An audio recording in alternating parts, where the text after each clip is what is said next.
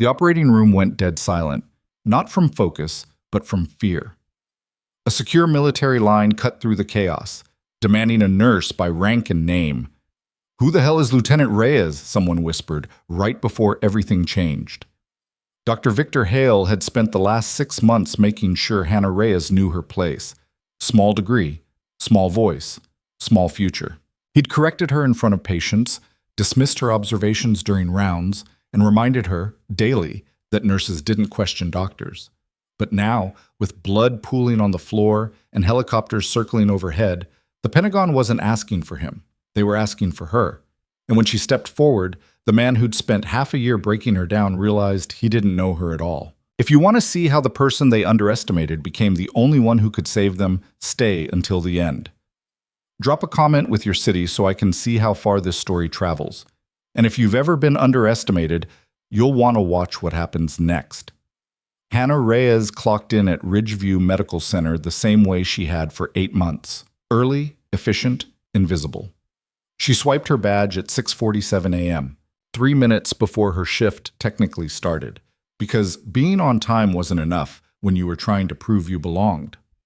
The hallway smelled like disinfectant and burnt coffee.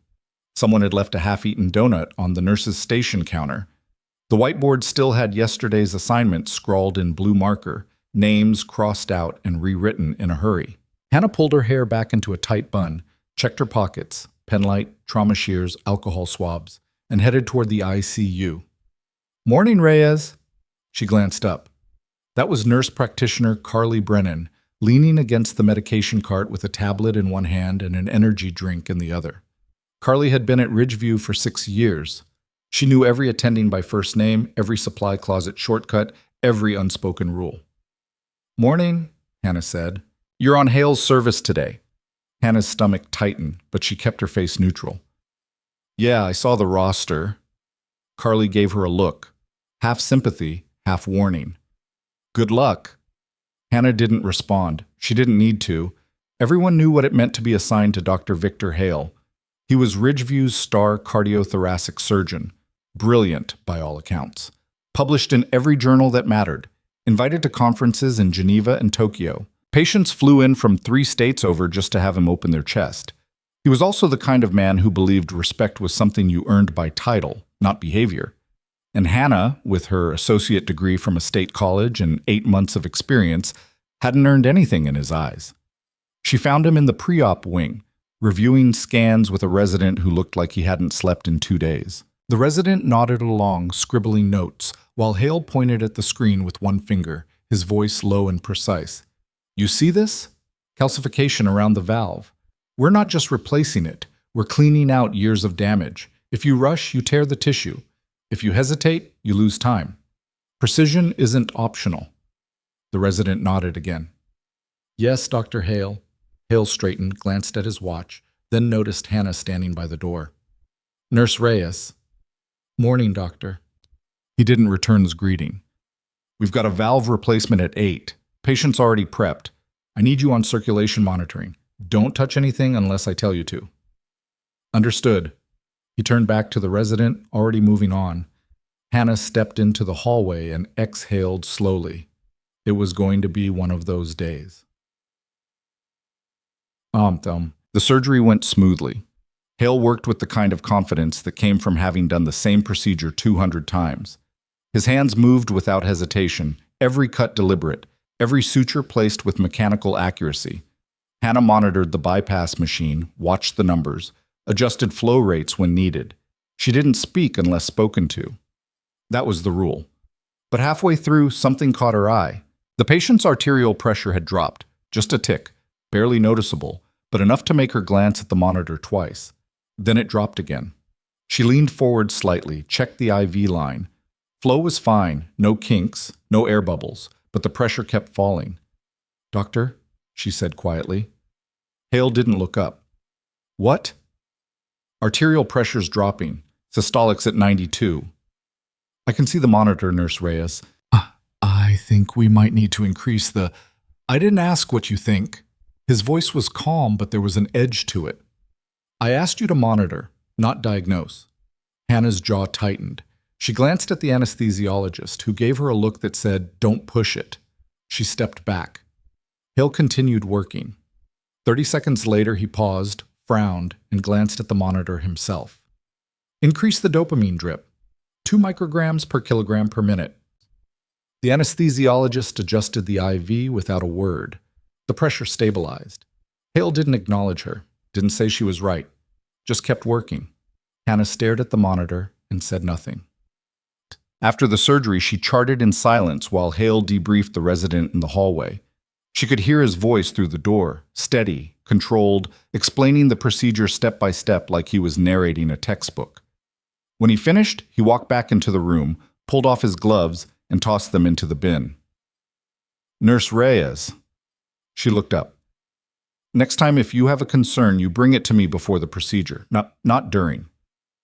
"I did mention it during, doctor. You told me to monitor." His expression didn't change. "I told you to monitor because that's your job. My job is to make the calls. If you can't handle that distinction, maybe you're not ready for this kind of work." Hannah felt heat rising in her chest, but she kept her voice even. "I wasn't trying to overstep. I was trying to help. Help by doing what you're trained to do, nothing more." He walked out. Hannah stood there for a moment, alone in the empty OR, staring at the space where he'd been. Carly found her 10 minutes later, sitting in the break room with a cup of coffee she hadn't touched. "Heard it got tense in there." Hannah shrugged. "Same as always." "You know he's not going to change, right?" "I know." "Then why do you keep trying?" Hannah looked at her. "Because people's lives are on the line. I'm not going to stop doing my job just because he's an asshole." Carly smiled faintly. "Fair enough." She sat down across from Hannah, pulled out her phone, scrolled through something mindlessly. "You ever think about transferring? I mean, there are other hospitals, places where they might actually appreciate what you do." Hannah shook her head. "I'm not running." "It's not running, it's called having options." "Same thing." Carly put her phone down. You're stubborn, you know that?" "Yeah." "Good. Don't lose that." She stood, grabbed her energy drink, and headed for the door. "But also don't let him break you. Guys like Hale, they don't change until something forces them to." Hannah watched her leave, then stared down at her coffee. She didn't want Hale to change. She just wanted to do her job without being treated like she didn't belong. The rest of the shift passed without incident. Hannah restocked supply carts, checked on post-op patients, updated charts. She moved through the hospital like a ghost, efficient, invisible, always 3 steps ahead of the chaos. By the time her shift ended, the sky outside had gone dark. She changed out of her scrubs, grabbed her bag, and headed for the parking lot. The air was cool, almost cold. Ashford City had a way of swinging between seasons without warning. One day it was 70 degrees, the next it was 50 and raining. She unlocked her car, a 15-year-old sedan with a dent in the back bumper, and tossed her bag into the passenger seat. Her phone buzzed. She glanced at the screen, a text from her younger brother, Miles. "You still coming to dinner Sunday?" She typed back. "Yeah. I'll bring something." "You don't have to." "I want to." Miles had just started his sophomore year at community college. He was studying engineering, working part-time at a hardware store, and somehow managing to keep his GPA above a 3.5. Their parents had passed when Hannah was 19 and Miles was 12. She'd raised him, put him through school, made sure he had a shot at something better. She put the phone down and started the engine. The drive home took 20 minutes. She lived in a small apartment on the east side of the city, the kind of place where the rent was cheap because the neighborhood wasn't. She didn't mind. It was quiet. Safe enough. Close to work. She parked, grabbed her bag, and headed upstairs. Inside, the apartment was dark. She flipped on the light, dropped her keys on the counter, and kicked off her shoes. Her phone buzzed again. This time it wasn't Miles. It was a notification from the hospital's internal system. Schedule update. Emergency on-call rotation adjusted. Report to Ridgeview ER at OH 600 tomorrow. Hannah stared at the screen. She wasn't supposed to be on call tomorrow. She opened the app, scrolled through the updated roster. Her name had been added to Dr. Hale's service. Again. She closed her eyes and exhaled slowly. The next morning, she arrived at 5:50 a.m., The ER was already chaotic. 2 ambulances sat outside, lights still flashing. Paramedics wheeled gurneys through the automatic doors, shouting vitals to the nurses stationed inside. Hannah clocked in, grabbed a fresh pair of gloves, and stepped into the fray. Reyes! One of the ER nurses, Jackson, a guy in his mid-30s with a shaved head and a Brooklyn accent, waved her over. We've got a multi-vehicle pileup. 3 incoming. 1's critical. What do we know? Not much. Dispatch said massive internal bleeding, possible head trauma, ETA 2 minutes. Hannah nodded. I'll set up Bay 3. She moved fast, prepping the trauma bay, laying out instruments, checking the defibrillator, making sure the blood warmer was ready. The doors burst open. Paramedics rushed in, hands moving in sync as they transferred the patient onto the table. A man, mid-40s, unconscious, covered in blood. BP's 70/40 and dropping, one of the paramedics shouted. Pulse is thready, pupils unresponsive. Hannah stepped in immediately, starting a second IV line, while another nurse applied pressure to a gash on the man's abdomen.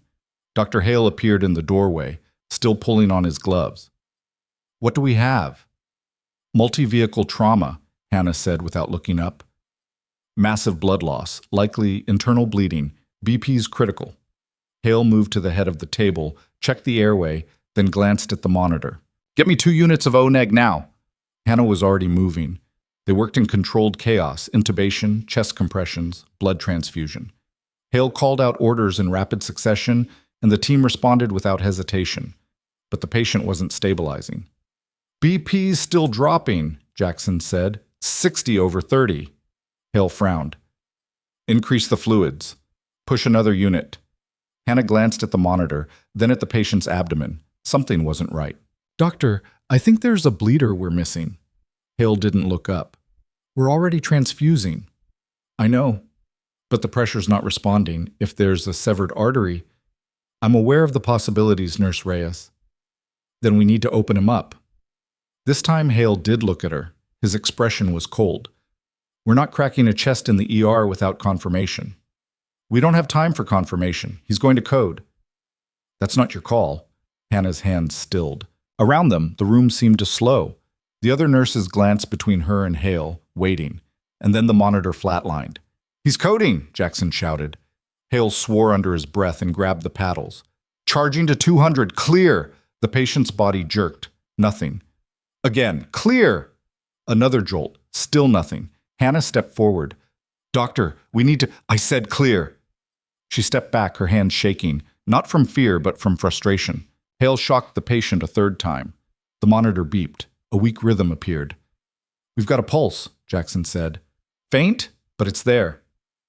Hale exhaled, stepped back, and wiped his forehead with the back of his wrist. Get him to surgery. Prep OR2. I want a full abdominal exploration. The team moved immediately, wheeling the patient out. Hale turned to Hannah. His face was unreadable. Next time, follow protocol. I was trying to save his life. You were trying to practice medicine without a license. Hannah's jaw tightened. I've seen more trauma in the field than half the doctors in this building. Hale tilted his head slightly. The field? She realized too late what she'd said. What field, Nurse Reyes? She didn't answer. Hale studied her for a moment, then shook his head. Stay in your lane. He walked out. Hannah stood there, breathing hard, hands still trembling. Jackson approached, lowered his voice. You good? She nodded. Yeah. For what it's worth, you were right. That guy would have died if we waited. Doesn't matter. It should. Hannah pulled off her gloves and tossed them into the bin. It doesn't. Jackson hesitated, then said, You know, I worked with a combat medic once, guy who did 2 tours overseas. He had the same look you get sometimes, like he's seen things the rest of us haven't. Hannah met his eyes. I'm not a combat medic. Didn't say you were. He shrugged. Just saying you carry yourself different. Most nurses with 8 months of experience don't talk to Hale like that. Maybe they should. Jackson smiled faintly. Maybe. He walked away. Hannah stood there for a moment, then headed back into the ER. The rest of the morning passed in a blur. More patients, more chaos. Hannah moved through it mechanically, doing her job, keeping her head down. By noon, the ER had finally started to calm. She was restocking supplies in the storage room when Carly found her. "Hey, you hear about the thing?" Hannah glanced over her shoulder. "What thing?" "There's some kind of situation downtown. Military convoy got hit. They're bringing casualties here." Hannah's stomach dropped. "How many?" "Don't know yet, but they're saying it's bad." Hannah closed the supply cabinet and followed Carly back into the main hallway. Already the energy had shifted. Nurses were moving faster. Doctors were being paged overhead. The charge nurse was setting up triage stations. And then, through the windows, Hannah saw them. Helicopters. 3 of them, descending fast toward the rooftop helipad. The loudspeaker crackled. "All available personnel to Trauma 1. Repeat, all available personnel to Trauma 1. Federal priority." Hannah's heart started to pound. She moved toward the trauma wing, weaving through the growing crowd of staff. The first helicopter touched down. The doors slid open. Soldiers poured out carrying stretchers, blood-soaked uniforms, shredded gear, faces twisted in pain. The second helicopter landed. More casualties. Then the third. Hannah's training kicked in immediately. She grabbed a gurney, moved toward the nearest patient, a young man, maybe 25, unconscious, missing part of his leg below the knee. "BP's 60/40, someone shouted. "He's in shock." Hannah started an IV line, hands moving on autopilot. Around her, the trauma bay exploded into controlled chaos. Dr. Hale appeared, already scrubbed in, barking orders. "I need 2 ORS prepped immediately. Get me a vascular surgeon. Where's radiology?" One of the residents rushed past. "We've got more incoming, at least 6 criticals." Hale turned to the charge nurse. "How many surgeons do we have on site?" 3, including you." "That's not enough." He scanned the room, spotted Hannah. "Reyes, you're with me. Or 1. Hannah nodded, finished securing the IV, and followed him. They moved through the hallway at a near run. Around them, the hospital had transformed into a war zone. Every trauma bay was occupied. Every doctor was moving. The air smelled like blood and antiseptic. Hale pushed through the doors into OR1, where a team was already prepping a patient, a woman in her 30s, sergeant stripes on her torn uniform, shrapnel wounds across her chest and arms. "What do we have?" Hale asked. The anesthesiologist looked up. "Multiple penetrating injuries, chest, abdomen, left arm. BP's unstable. She's bleeding out." Hale moved to the table, examined the wounds. "We need to stabilize the chest first. Reyes, get me a thoracotomy tray." Hannah was already pulling it from the cart. Hale worked fast, making an incision along the rib cage, spreading the ribs, exposing the lung. Blood pooled in the cavity. Suction. Hannah handed him the suction tube, cleared the field. Hale worked in silence, his hands steady. But even Hannah could see it. There were too many injuries, too much damage. "We're losing her," the anesthesiologist said. "BP's 40/20. Hale didn't respond. He just kept working. Hannah watched the monitor. The patient's heart rate was erratic. Her oxygen saturation was dropping. "Doctor," Hannah said quietly, "I see it. We need to prioritize the bleeders." "I know." But he wasn't moving fast enough. He was trying to repair everything at once, and it wasn't working. Hannah stepped closer. "Let me help." Hale glanced at her. "You're not a surgeon." "No, but I've done field triage. I know which bleeders to clamp first." For a moment, Hale hesitated. Then the monitor alarm screamed. "She's flatlining!" the anesthesiologist shouted.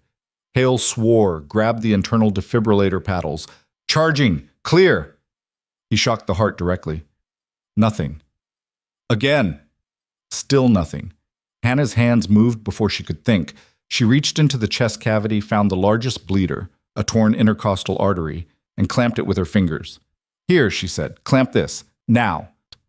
Hale stared at her for half a second, then grabbed a clamp and secured the artery. Blood flow slowed. He shocked the heart again. This time, it responded. A weak rhythm appeared on the monitor. "We've got her," the anesthesiologist said. Hale stepped back, breathing hard. He looked at Hannah, then at the clamp she'd placed. "How did you know?" Hannah pulled her hand back, blood dripping from her glove. "Experience," Hale didn't say anything. He just turned back to the patient and kept working. They stabilized the sergeant. It took another hour, but they got her stable enough to move to the ICU. When they finally stepped out of the OR, Hale pulled off his mask and looked at Hannah. "Where did you learn to do that?" Hannah met his eyes. "Does it matter?" "It does if you're going to be working on my team." "I've been working on your team for 8 months." "That's not what I mean." Before Hannah could respond, the doors burst open. A man in a dark suit stepped into the hallway, federal badge clipped to his belt, earpiece in one ear, expression unreadable. Behind him, 2 more agents. The man scanned the hallway, then his eyes landed on Hannah. "Lieutenant Hannah Reyes?" The hallway went silent. Every doctor, every nurse, every resident turned to stare. Hannah's heart stopped. Hale's expression shifted, confusion, then disbelief. The federal agent stepped closer. "Lieutenant Reyes, I'm Agent Damon Pierce, Department of Defense. You're being placed in command of this operation under federal authority. All medical decisions go through you." Hale blinked. "Excuse me?" Pierce turned to him. "You heard me. She's in charge." Hale's face flushed. "This is my hospital. I'm the senior—" "Not anymore." Pierce's voice was flat.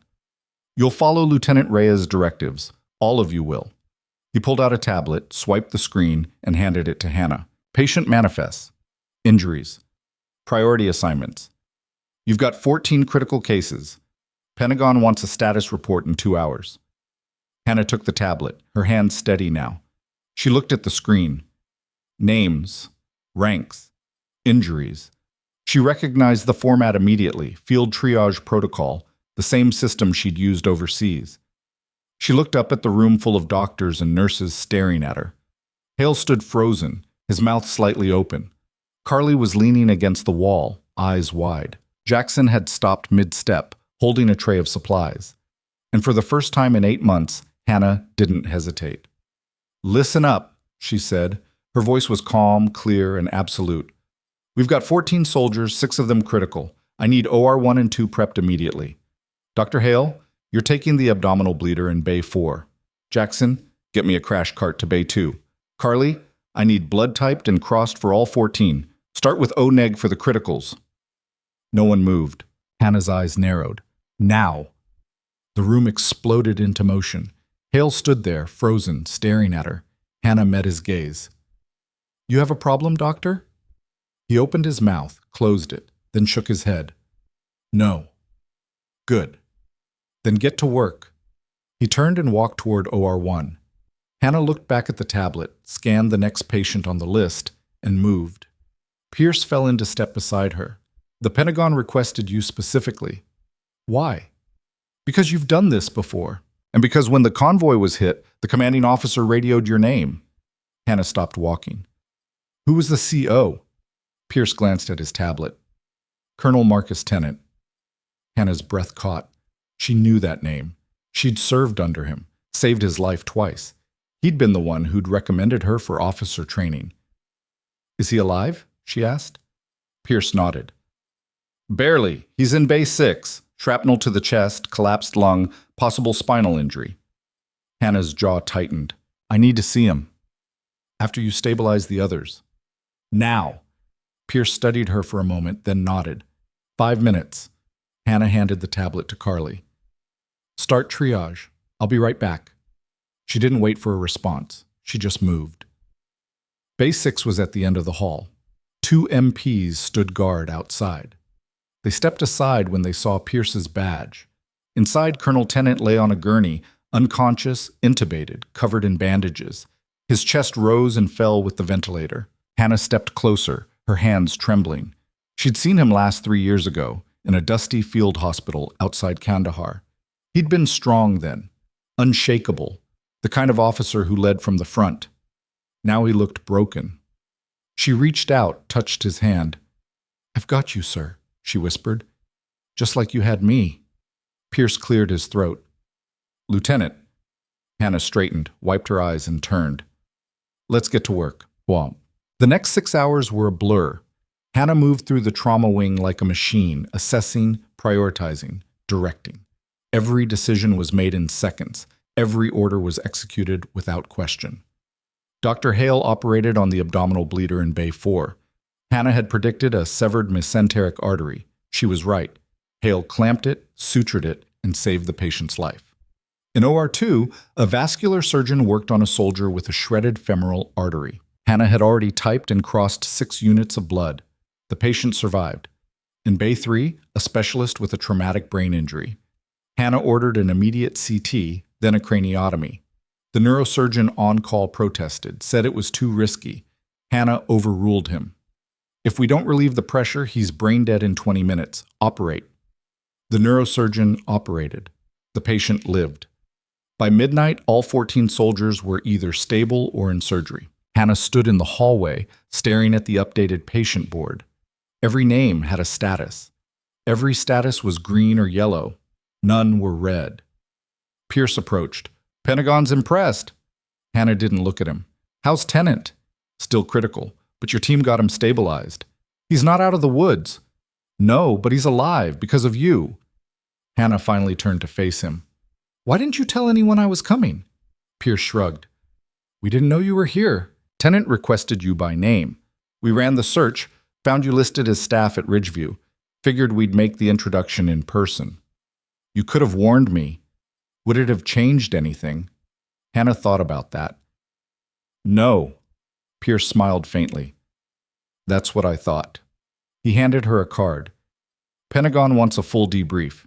You'll be hearing from them. Hannah took the card, slipped it into her pocket. Pierce nodded to the MPs, and they left. Hannah stood alone in the hallway, the fluorescent lights buzzing overhead. Behind her, a door opened. Dr. Hale stepped out of OR 1, pulling off his surgical cap. He looked exhausted. He saw Hannah and stopped. For a long moment, neither of them spoke. Then Hale walked over. That was impressive, he said quietly. Hannah didn't respond. Hale looked down at his hands. I didn't know. About your background. You never asked. No, I didn't. He met her eyes. I misjudged you. Hannah held his gaze. You did more than that. Hale nodded slowly. I did. He stood there, waiting. Hannah crossed her arms. Is that an apology? Hale exhaled. Yes. Then say it. He hesitated, then said, I'm sorry. Hannah studied him for a moment, then nodded. Okay. That's it? What do you want? Forgiveness? I don't know. Hannah stepped closer. Here's the thing, Dr. Hale. You're a good surgeon, maybe even a great one. But being good at your job doesn't give you the right to treat people like they're disposable. I've worked with officers who led with respect. I've worked with medics who had half your training and twice your compassion. You want to be better? Start there. She turned and walked away. Hale stood in the hallway, watching her go. The sun was rising by the time Hannah finally left the hospital.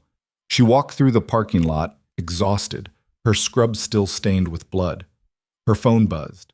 A text from Miles. Saw the news. You okay? She smiled faintly. Yeah, I'm good. You saved lives tonight. I did my job. More than that. Hannah got into her car, started the engine, and sat there for a moment. Her hands were shaking again.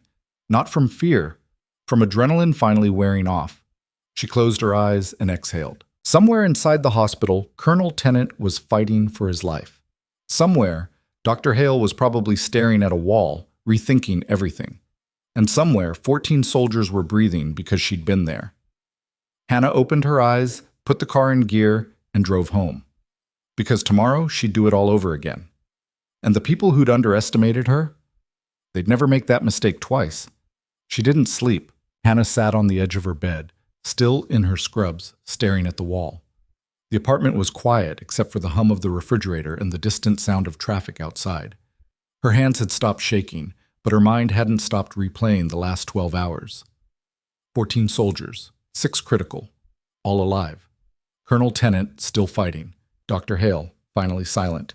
She should have felt something, relief, maybe, or satisfaction, but all she felt was tired. Her phone buzzed on the nightstand. She glanced at it. Another text from Miles.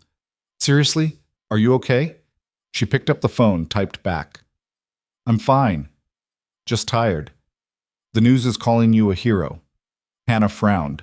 She opened her browser, searched her name. The first headline hit her like a slap. Military nurse takes command at Ridgeview during crisis. Below it, a photo. Grainy, taken from someone's phone, showing her standing in the trauma bay, tablet in hand, giving orders. Her face was partially obscured, but it was clearly her. She scrolled down. Veteran saves 14 soldiers in Ashford City. Attack Pentagon confirms Lieutenant Reyes led emergency response Ridgeview staff.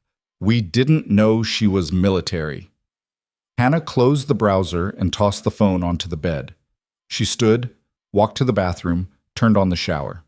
The water was too hot, but she didn't adjust it. She just stood there, letting it burn. When she finally stepped out, the sun was fully up.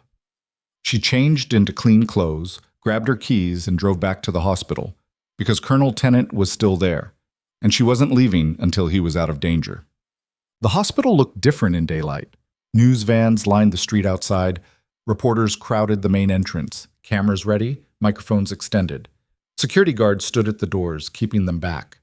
Hannah pulled into the employee lot, parked in the back, and slipped in through the side entrance. The hallway was quieter than last night, but the energy was still tense. Nurses moved between rooms with the kind of focus that came after a crisis. Everyone still on edge, still ready. Hannah headed straight for the ICU.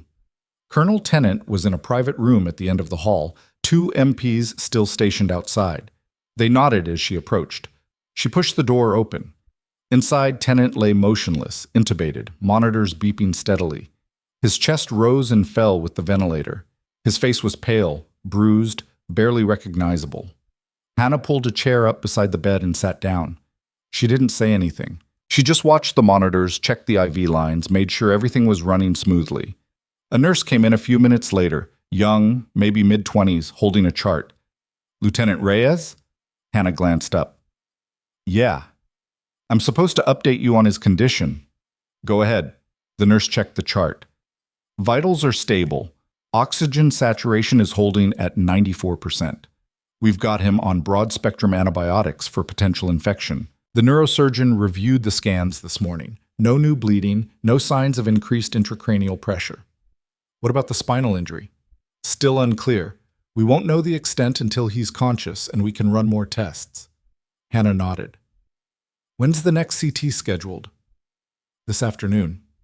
Push it to this morning. I want to know what we're dealing with. The nurse hesitated. I'll have to check with Dr. Hale. Hannah looked at her. I'm not asking Dr. Hale.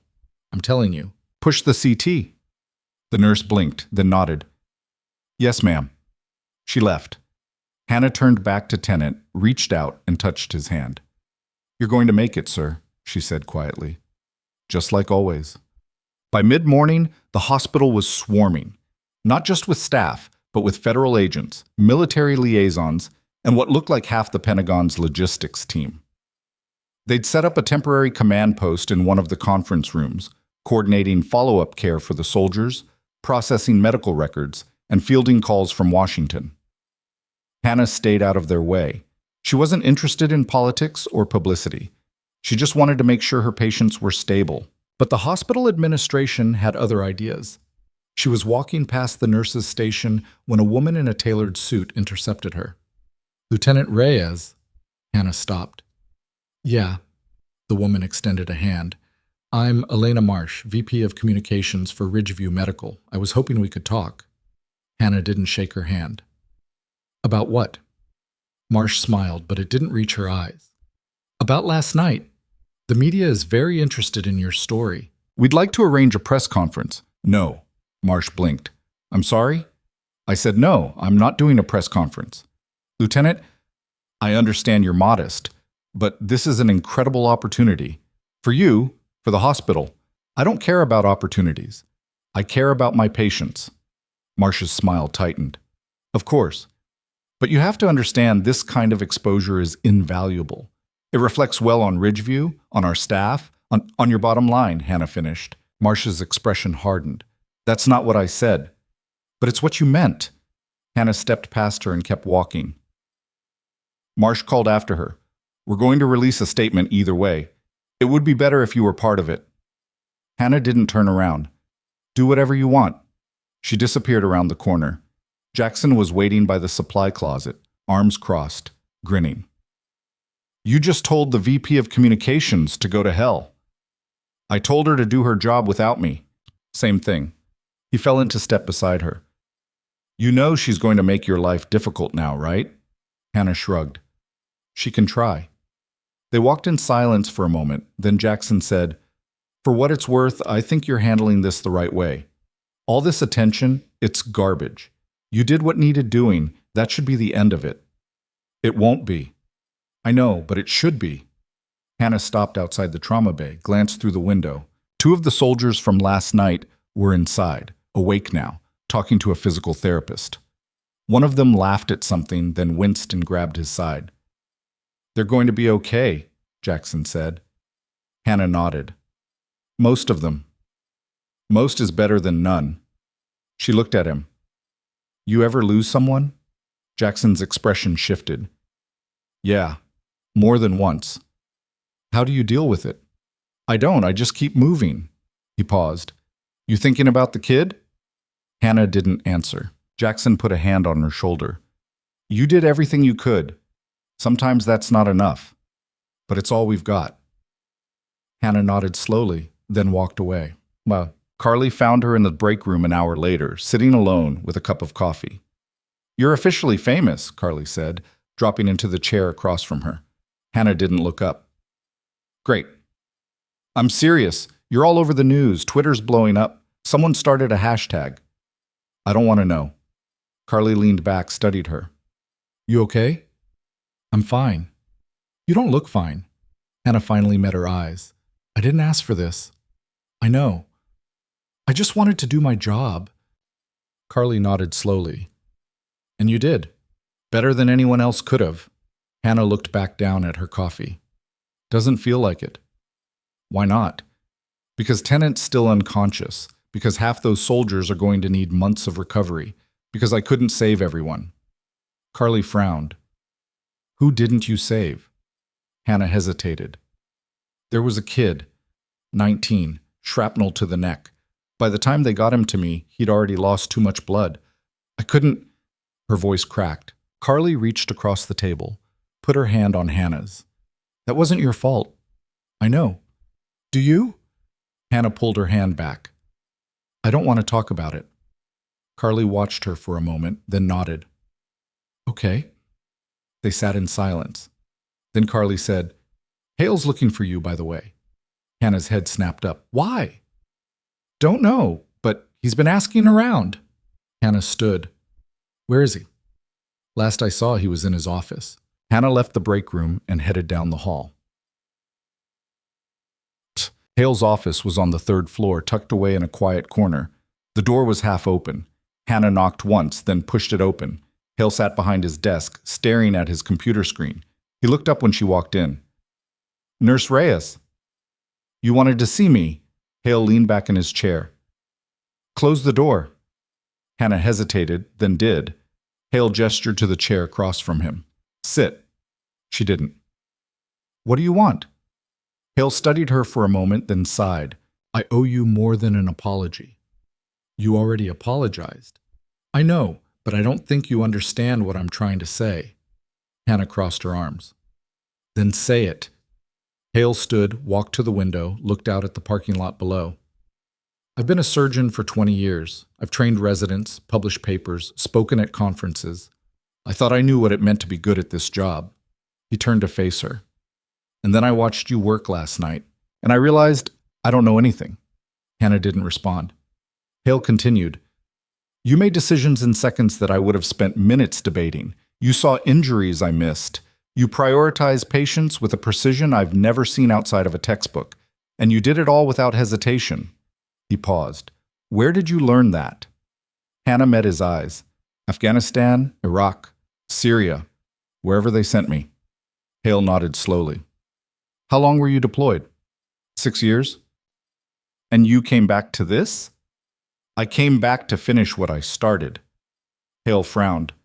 What do you mean? Hannah looked away. I joined the military because I couldn't afford medical school. They paid for my training, and I served. But I always planned to come back, get my degree, become a doctor. So why are you still a nurse? Because life doesn't always go according to plan. Hale was quiet for a moment. Then he said, "What if I could help with that?" Hannah looked at him sharply. "What?" Hale walked back to his desk, pulled out a folder, and handed it to her. "Ridgeview has a program. We sponsor staff who want to pursue advanced degrees, full tuition, flexible schedule, guaranteed position after graduation." Hannah stared at the folder. "Why are you giving me this?" "Because you're wasted as a nurse." Hannah's jaw tightened. "Careful, doctor." Hale held up a hand. "That came out wrong. What I mean is you have the skills of a surgeon, the instincts, the experience. You should be leading, not assisting." Hannah opened the folder, scanned the first page. It was an application for Ridgeview's medical school partnership program. She closed it and handed it back. "I can't afford this." "You're not listening. The hospital pays for it, all of it." Hannah shook her head. "There's a catch. There's always a catch." Hale smiled faintly. "The catch is you have to work here for 5 years after you graduate." "That's it?" "That's it." Hannah looked down at the folder again. "Why are you doing this?" Hale met her eyes. "Because I was wrong about you, and because I don't want to lose the best trauma nurse this hospital has ever had." Hannah stood there, the folder in her hands, her mind racing. Finally, she said, "I'll think about it." Hale nodded. "That's all I ask." She turned to leave, then stopped. "Doctor?" "Yeah?" "Thank you."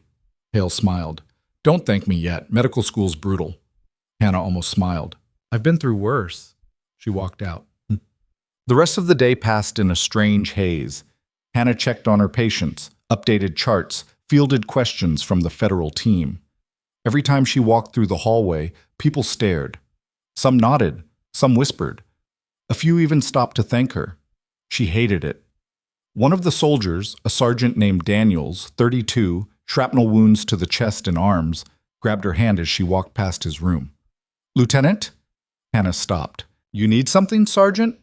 Daniels shook his head. "Just wanted to say thanks. I heard what you did. You saved my life." Hannah looked down at his hand, then back at his face. "You would have done the same." "Maybe, but you actually did it." She pulled her hand back gently. "Get some rest, Sergeant." She walked out before he could say anything else. In the hallway, she leaned against the wall and closed her eyes. This was the part they never showed you, the aftermath, the gratitude that felt like weight instead of relief. She pushed off the wall and kept moving. By evening, she was exhausted. She clocked out, grabbed her bag, and headed for the parking lot. That's when she saw them. 2 men in dark suits standing by her car. Hannah slowed, her instincts kicking in. She scanned the lot. No one else around. The sun was setting, casting long shadows across the asphalt. One of the men stepped forward. "Lieutenant Reyes?" Hannah stopped a few feet away. "Who's asking?" The man pulled out a badge. "Agent Garrett, DOD, Criminal Investigative Service. This is Agent Foster. We need to talk." Hannah's stomach dropped. "About what?" Garrett glanced around, then lowered his voice. "Not here. Can we go somewhere private?" "I'm not going anywhere until you tell me what this is about." Foster spoke up. "It's about the convoy attack." Hannah frowned. "What about it?" Garrett exchanged a look with Foster, then said, "We don't think it was an accident." Hannah's blood went cold. "What do you mean?" "We mean someone knew that convoy was coming, knew the route, knew the timing, and set up an ambush." Hannah's mind raced. "You're saying it was deliberate?" "We're saying it's under investigation." "And what does that have to do with me?" Garrett hesitated. "Colonel Tennant requested you by name. We need to know why." Hannah's jaw tightened. "Because I served under him, because he trusts me." "That's what we thought. But we ran your record. You were discharged 3 years ago. Why would he still have your contact information?" Hannah felt anger rising in her chest. "I don't know. Maybe because we kept in touch? Maybe because soldiers look out for each other?" Foster stepped closer. "Or maybe because someone told him to request you." Hannah stared at him. "What the hell are you implying?" Garrett held up a hand. "We're not implying anything. We're just trying to piece together what happened. Then piece it together somewhere else. I saved those soldiers. I didn't set them up. We're not saying you did. Then what are you saying? Garrett pulled out a card, handed it to her. We're saying we need your help. If Colonel Tennant wakes up, we need to know what he says. And we need you to let us know immediately. Hannah looked at the card, then at Garrett. You want me to spy on my commanding officer? We want you to help us find out who tried to kill him. Hannah's hands trembled. She shoved the card into her pocket. Get away from my car. Garrett and Foster exchanged another look, then stepped back. Hannah got into her car, slammed the door, and started the engine. Her hands were shaking so badly she could barely grip the wheel. In her rearview mirror, she saw them watching. She pulled out of the lot and drove. But she didn't go home. She drove to the hospital, parked in the employee lot, and went straight to the ICU. The MPs were still outside Tennant's room. They let her in without a word. Inside, Tennant was exactly as she'd left him. Unconscious, intubated, monitors beeping steadily. Hannah pulled up a chair and sat down. Sir, she said quietly, I don't know if you can hear me, but if you can, you need to wake up, because someone's asking questions I can't answer, and I don't know who to trust. The monitor beeped. Tennant didn't move. Hannah leaned forward, put her head in her hands. And then she heard it. A soft sound, almost imperceptible. She looked up. Tennant's hand had moved. Just a twitch, but it had moved. Hannah stood, leaned over him. Sir, can you hear me? Another twitch. Hannah's heart pounded. She pressed the call button. I need a doctor in here, now. Within seconds, a nurse rushed in, followed by a resident. What happened? The nurse asked. He moved, Hannah said. His hand. He's waking up. The resident checked Tennant's pupils, then the monitors. Vitals are stable, no signs of distress. Hannah stepped back, watching. Tennant's eyes fluttered. The resident leaned closer. Colonel Tennant? Can you hear me? Tennant's lips moved, but no sound came out. The resident glanced at Hannah. We need to reduce the sedation carefully. The nurse adjusted the IV. Hannah waited, barely breathing. Slowly, Tennant's eyes opened. He looked around, disoriented. Then his gaze landed on Hannah. Recognition flickered in his eyes. He tried to speak, but the ventilator tube blocked him. The resident held up a hand. Don't try to talk, Colonel. You're intubated. Just nod if you can understand me. Tennant nodded weakly. The resident continued. You were in an attack. You're at Ridgeview Medical Center. You're safe. Tennant's eyes stayed on Hannah. She stepped closer. It's okay, sir. You're going to be okay. Tennant's hand moved again, reaching toward her. Hannah took it. He squeezed once. Then his eyes closed again. The resident checked the monitors. He's stable. This is good.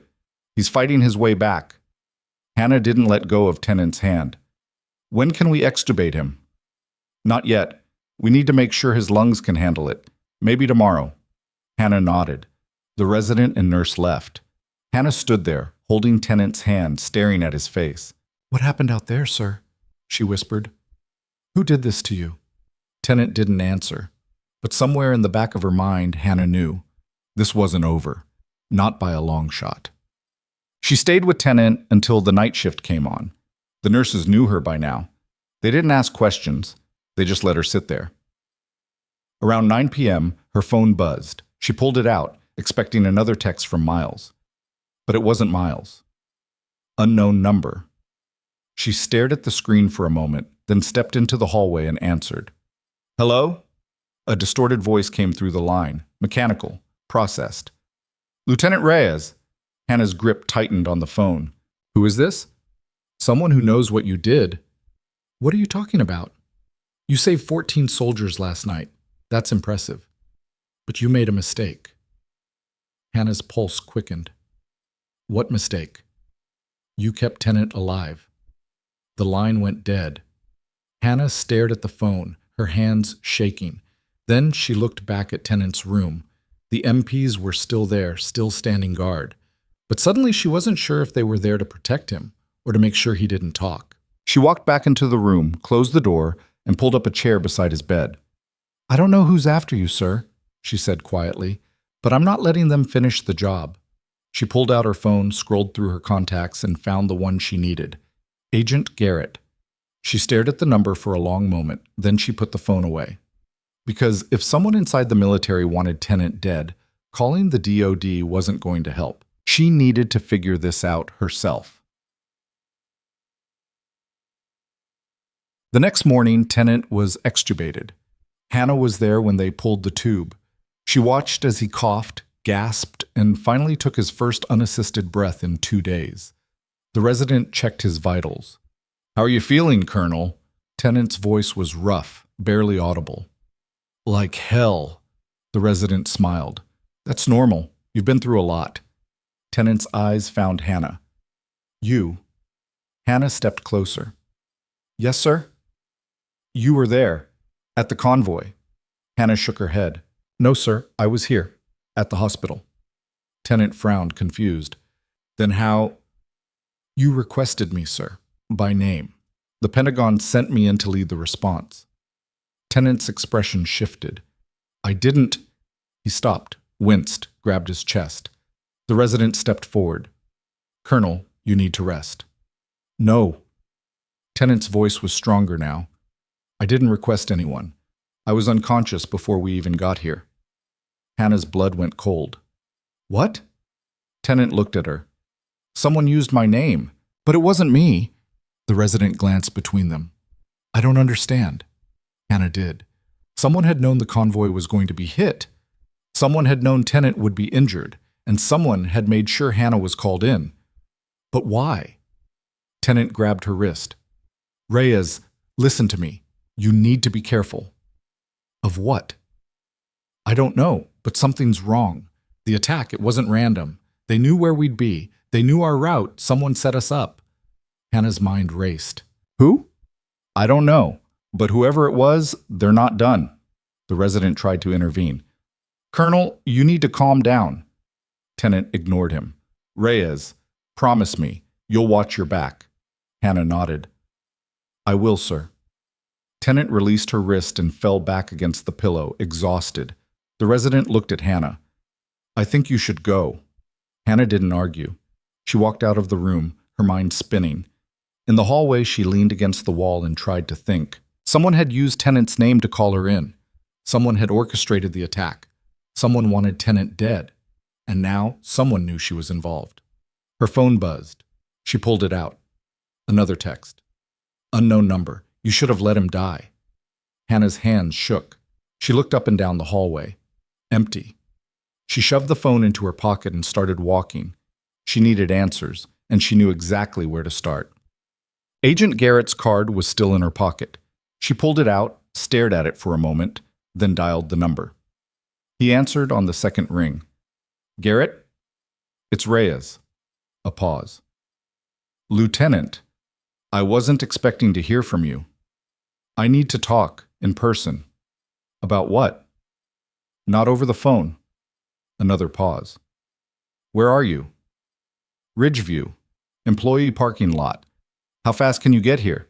20 minutes. "Make it 10.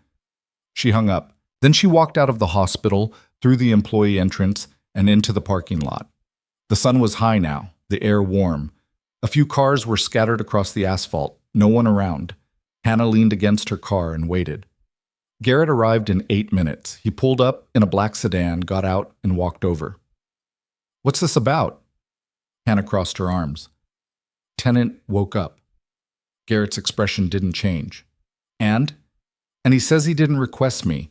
Someone used his name." Garrett was quiet for a moment. Then he said, "That's not possible." "Why not?" "Because the request came through official channels, encrypted, with Tennant's authorization code." Hannah frowned. "Then someone had his code. Or someone inside the military made the request and forged his signature. Which means someone knew the attack was coming." Garrett nodded slowly. "That's what we think." "Then why are you wasting time questioning me? Go find whoever set this up." "We're trying. But whoever it is, they're good. We've got no leads, no witnesses, no forensic evidence. It's like the whole thing was planned by ghosts." Hannah stared at him. "So what do you want from me?" Garrett pulled out his phone, swiped the screen, and showed her a photo. It was a man, mid-40s, sharp features, cold eyes. You recognize him? Hannah studied the photo. No, who is he? His name is Victor Kane, former Special Forces, dishonorably discharged 5 years ago for running an unsanctioned operation in Yemen. Since then, he's been working as a contractor, mostly overseas, mostly off the books. What does this have to do with Tennant? Garrett put the phone away. Kane was spotted in Ashford City the day before the attack. Hannah's stomach dropped. You think he was involved? We think he was paid to be involved. By who? That's what we're trying to find out. Hannah shook her head. This doesn't make sense. Why would someone pay a contractor to attack a military convoy? Because someone wanted Tennant dead, and they wanted it to look like an accident. Hannah's mind raced. But why? Garrett met her eyes. That's what we need you to find out. How? By staying close to Tennant, by listening, by finding out what he knows that someone doesn't want him to say. Hannah stepped back. You want me to interrogate my commanding officer? I want you to protect him. And the only way to do that is to figure out who's after him before they try again. Hannah's jaw tightened. And if they come after me? Garrett didn't answer. Hannah stared at him, then turned and walked toward the hospital. Garrett called after her. Lieutenant?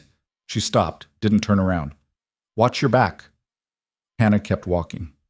She spent the rest of the day in the ICU, staying close to Tennant's room. The MPs were still there, but now Hannah wasn't sure who they were protecting him from. She pulled up a chair in the hallway just outside the door and waited. Nurses walked past, doctors made rounds. The hospital moved around her like she wasn't there. Around 6 p.m., Tennant called for her. She stepped into the room. He was sitting up now, breathing easier, color returning to his face. Close the door, he said. Hannah did. Tennant looked at her. You talked to the feds. How did you know? Because I know how this works.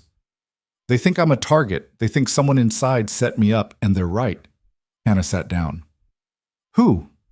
Tennant shook his head. I don't know, but I've got suspicions. Tell me.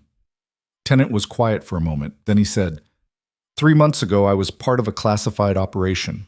Off the books. Deep cover. We were tracking an arms dealer operating out of Eastern Europe. Guy named Alexei Volkov. He was selling military-grade weapons to insurgent groups, RPGs, anti-tank missiles, the kind of stuff that gets Americans killed. Hannah leaned forward. What happened? We got close. Too close. Volkov found out we were onto him. He disappeared. The operation was scrapped. But before he vanished, he made a threat. What kind of threat? Tennant met her eyes. He said if we came after him, he'd come after us, and he'd make sure it looked like an accident. Hannah's breath caught. You think Volkov ordered the attack? I think someone did, and Volkov's got the money and the connections to make it happen. Then why haven't the feds arrested him? Tennant laughed bitterly. Because no one knows where he is. He's a ghost. And even if they found him, they've got no proof he was involved. Hannah stood, paced the room. So what do we do? We? There's no we. You stay out of this. Hannah turned to face him. With all due respect, sir, I'm already in this. Someone used your name to call me in. Someone knows I'm involved. And someone just sent me a message telling me I should have let you die. Tennant's expression darkened. What? Hannah pulled out her phone, showed him the text. Tennant stared at it. When did you get this? This morning. And you didn't tell anyone. I'm telling you. Tennant swore under his breath. Reyes, listen to me. These people are dangerous. If they're coming after you, you need protection. I don't need protection. I need answers. Then go to the feds. Let them handle it. Hannah shook her head. The feds are asking me to spy on you. I'm not doing that. Tennant looked at her for a long moment. Then he said, You're as stubborn as you were in Kandahar. I learned from the best, sir. Tennant almost smiled. Then his expression hardened. If you're going to dig into this, you need to be smart. Don't trust anyone. Not the feds, not the MPs, not anyone in this hospital. What about you? Especially not me. Hannah frowned. What does that mean? Tennant leaned back against the pillow. It means whoever set this up knew exactly where I'd be and when. The only way they could have known that is if someone on my team told them. Hannah's stomach dropped. You think there's a mole? I know there is. Then who? Tennant closed his eyes. I don't know, but I'm going to find out. Hannah stood there, her mind racing. Then her phone buzzed. She pulled it out. Another text. Unknown number. Meet me. Parking garage, level 3. Alone. Or Tennant dies tonight. Hannah stared at the screen. Tennant opened his eyes. What is it? Hannah looked at him, then at the phone, and made a decision. Nothing, sir, just Miles checking in. She slipped the phone into her pocket and walked toward the door. Reyes. She stopped. Be careful. Hannah nodded. Always am, sir. She walked out. The parking garage was 3 blocks from the hospital. Hannah drove there in silence, her hands gripping the wheel so tightly her knuckles turned white. She parked on level 2, then took the stairs to level 3. The level was empty. No cars, no people, just concrete and shadows. She walked toward the center, her footsteps echoing. Hello? She called out. No response. She stopped, scanned the area. Then she heard it. Footsteps. Behind her. She turned. A man stepped out of the shadows. Mid-40s, sharp features, cold eyes. Hannah's breath caught. It was him. Victor Kane. He smiled. Lieutenant Reyes, I've been looking forward to meeting you. Hannah's hand moved to her pocket, where she'd slipped a scalpel before leaving the hospital. Kane noticed. I wouldn't do that if I were you. He pulled back his jacket, revealing a gun holstered at his hip. Hannah's hand stilled. Kane stepped closer. Relax. I'm not here to hurt you. I'm here to give you a message. From who? From the people who hired me. Volkov? Kane's smile widened. Smart girl. Tennant talked, I see. Hannah's jaw tightened. What do you want? Kane stopped a few feet away. I want you to walk away. Stop asking questions. Stop protecting Tennant. Just go back to being a nurse and forget any of this happened. And if I don't? Kane's smile faded. Then you end up like that 19-year-old kid from the convoy, the one with shrapnel in his neck. What was his name? Martinez? Hannah's blood went cold. Kane leaned in. You couldn't save him, Lieutenant, and you won't be able to save yourself either. He turned and walked toward the stairs. Hannah's voice stopped him. Why? Kane looked back. Why what? Why go after Tennant? What did he do? Kane smiled. He got too close, and people like Volkov don't like being cornered. So you kill him? Kill 14 soldiers just to get to one man? Collateral damage. It happens. Hannah's hands trembled. You're a monster. Kane shrugged. I'm a professional. There's a difference. He disappeared down the stairs. Hannah stood there, alone in the empty garage, her heart pounding. Then she pulled out her phone and dialed Garrett. He answered immediately. Reyes? I just met Kane. A pause. What? Where? Parking garage near the hospital. He's gone now. Are you okay? I'm fine, but he gave me a message. What message? Hannah hesitated. He told me to walk away, or I'd end up dead. Garrett swore. Where are you right now? Still in the garage. Stay there. I'm sending a team.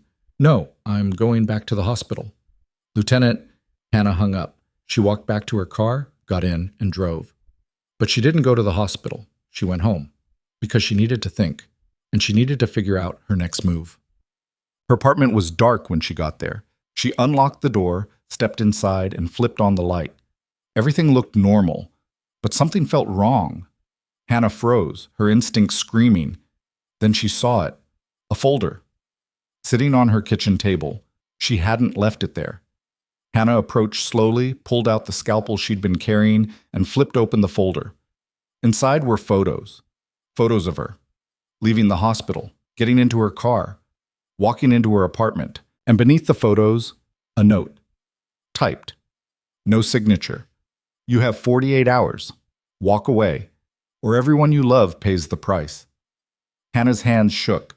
She flipped to the next page, a photo of Miles, standing outside his college, smiling, unaware. Hannah's vision blurred. She grabbed her phone, dialed Miles. It rang once, twice, 3 times, then voicemail. Miles, it's me. Call me back. Right now. It's important. She hung up, dialed again. Voicemail. Again, voicemail. Hannah's heart pounded. She grabbed her keys, ran out the door, and got into her car. She had to find him, before they did. Miles's apartment was on the north side of campus, a converted house split into 4 units. Hannah made it there in 12 minutes, running 2 red lights and nearly sideswiping a delivery truck. She parked crooked across 2 spaces and ran to the door. His unit was on the 2nd floor. She took the stairs 2 at a time, her breath coming in sharp bursts. She pounded on the door. Miles! Open up! Nothing. She pounded again. Miles! The door across the hall opened. A girl in sweatpants and a college hoodie stuck her head out. He's not home. Hannah turned. Where is he? I don't know. Library, maybe? He's always at the library. Hannah was already moving. She ran back down the stairs, got in her car, and drove to the campus library. The building was massive, all glass and steel, lit up like a beacon in the dark. Hannah parked illegally in front of the main entrance and ran inside. The security guard at the desk looked up. Ma'am, you can't. Hannah ignored him. She scanned the main floor, rows of tables, students hunched over laptops, headphones on, oblivious. No Miles. She ran to the 2nd floor, more tables, more students, still no Miles. 3rd floor. She found him in the back corner, sitting alone at a table covered in engineering textbooks, earbuds in, scribbling notes. Hannah walked up and pulled one of his earbuds out. Miles jumped. What the, Hannah? She grabbed his arm. We need to go, now. Miles pulled back. What are you talking about? I'll explain in the car. We need to leave. I've got an exam tomorrow. Miles. Her voice was sharp enough that he stopped. We need to go, right now. He looked at her face, saw something there that made him close his textbook without another word. They walked out together, fast but not running. The security guard called after them. Ma'am, your car? Hannah kept walking. They got into her car. Miles barely had his door closed before she pulled out. What's going on? He asked. Hannah checked the rear-view mirror. No one following, not yet. Someone threatened you. Miles went pale. What? Someone broke into my apartment and left photos of you with a message. They're using you to get to me. Get to you? Why? What did you do? Hannah's hands tightened on the wheel. I saved the wrong person's life. She drove without speaking for several blocks, taking random turns, checking mirrors, making sure no one was tailing them. Miles watched her. You're serious? Yeah. This is about the convoy thing, the soldiers. Yeah. Hannah, what the hell is going on? She pulled into a gas station parked under the lights and turned to face him. The attack wasn't random. Someone set it up. And now they're trying to clean up loose ends. And you're a loose end? Apparently. Miles ran his hands through his hair. This is insane. I know. What are we supposed to do? Hannah pulled out her phone. I'm calling someone. She dialed Garrett. He answered immediately. Reyes, where are you? Safe. For now. But they went after my brother. A pause. What? They left photos of him in my apartment. I've got him with me now. Garrett swore. Where are you? Hannah looked around. Gas station. Corner of 8th and Madison. Stay there. I'm sending a team. No teams, just you. Lieutenant, just you, Garrett, or I disappear and you never hear from me again. Garrett was quiet for a moment. Fine. 20 minutes. Hannah hung up. Miles looked at her. Who was that?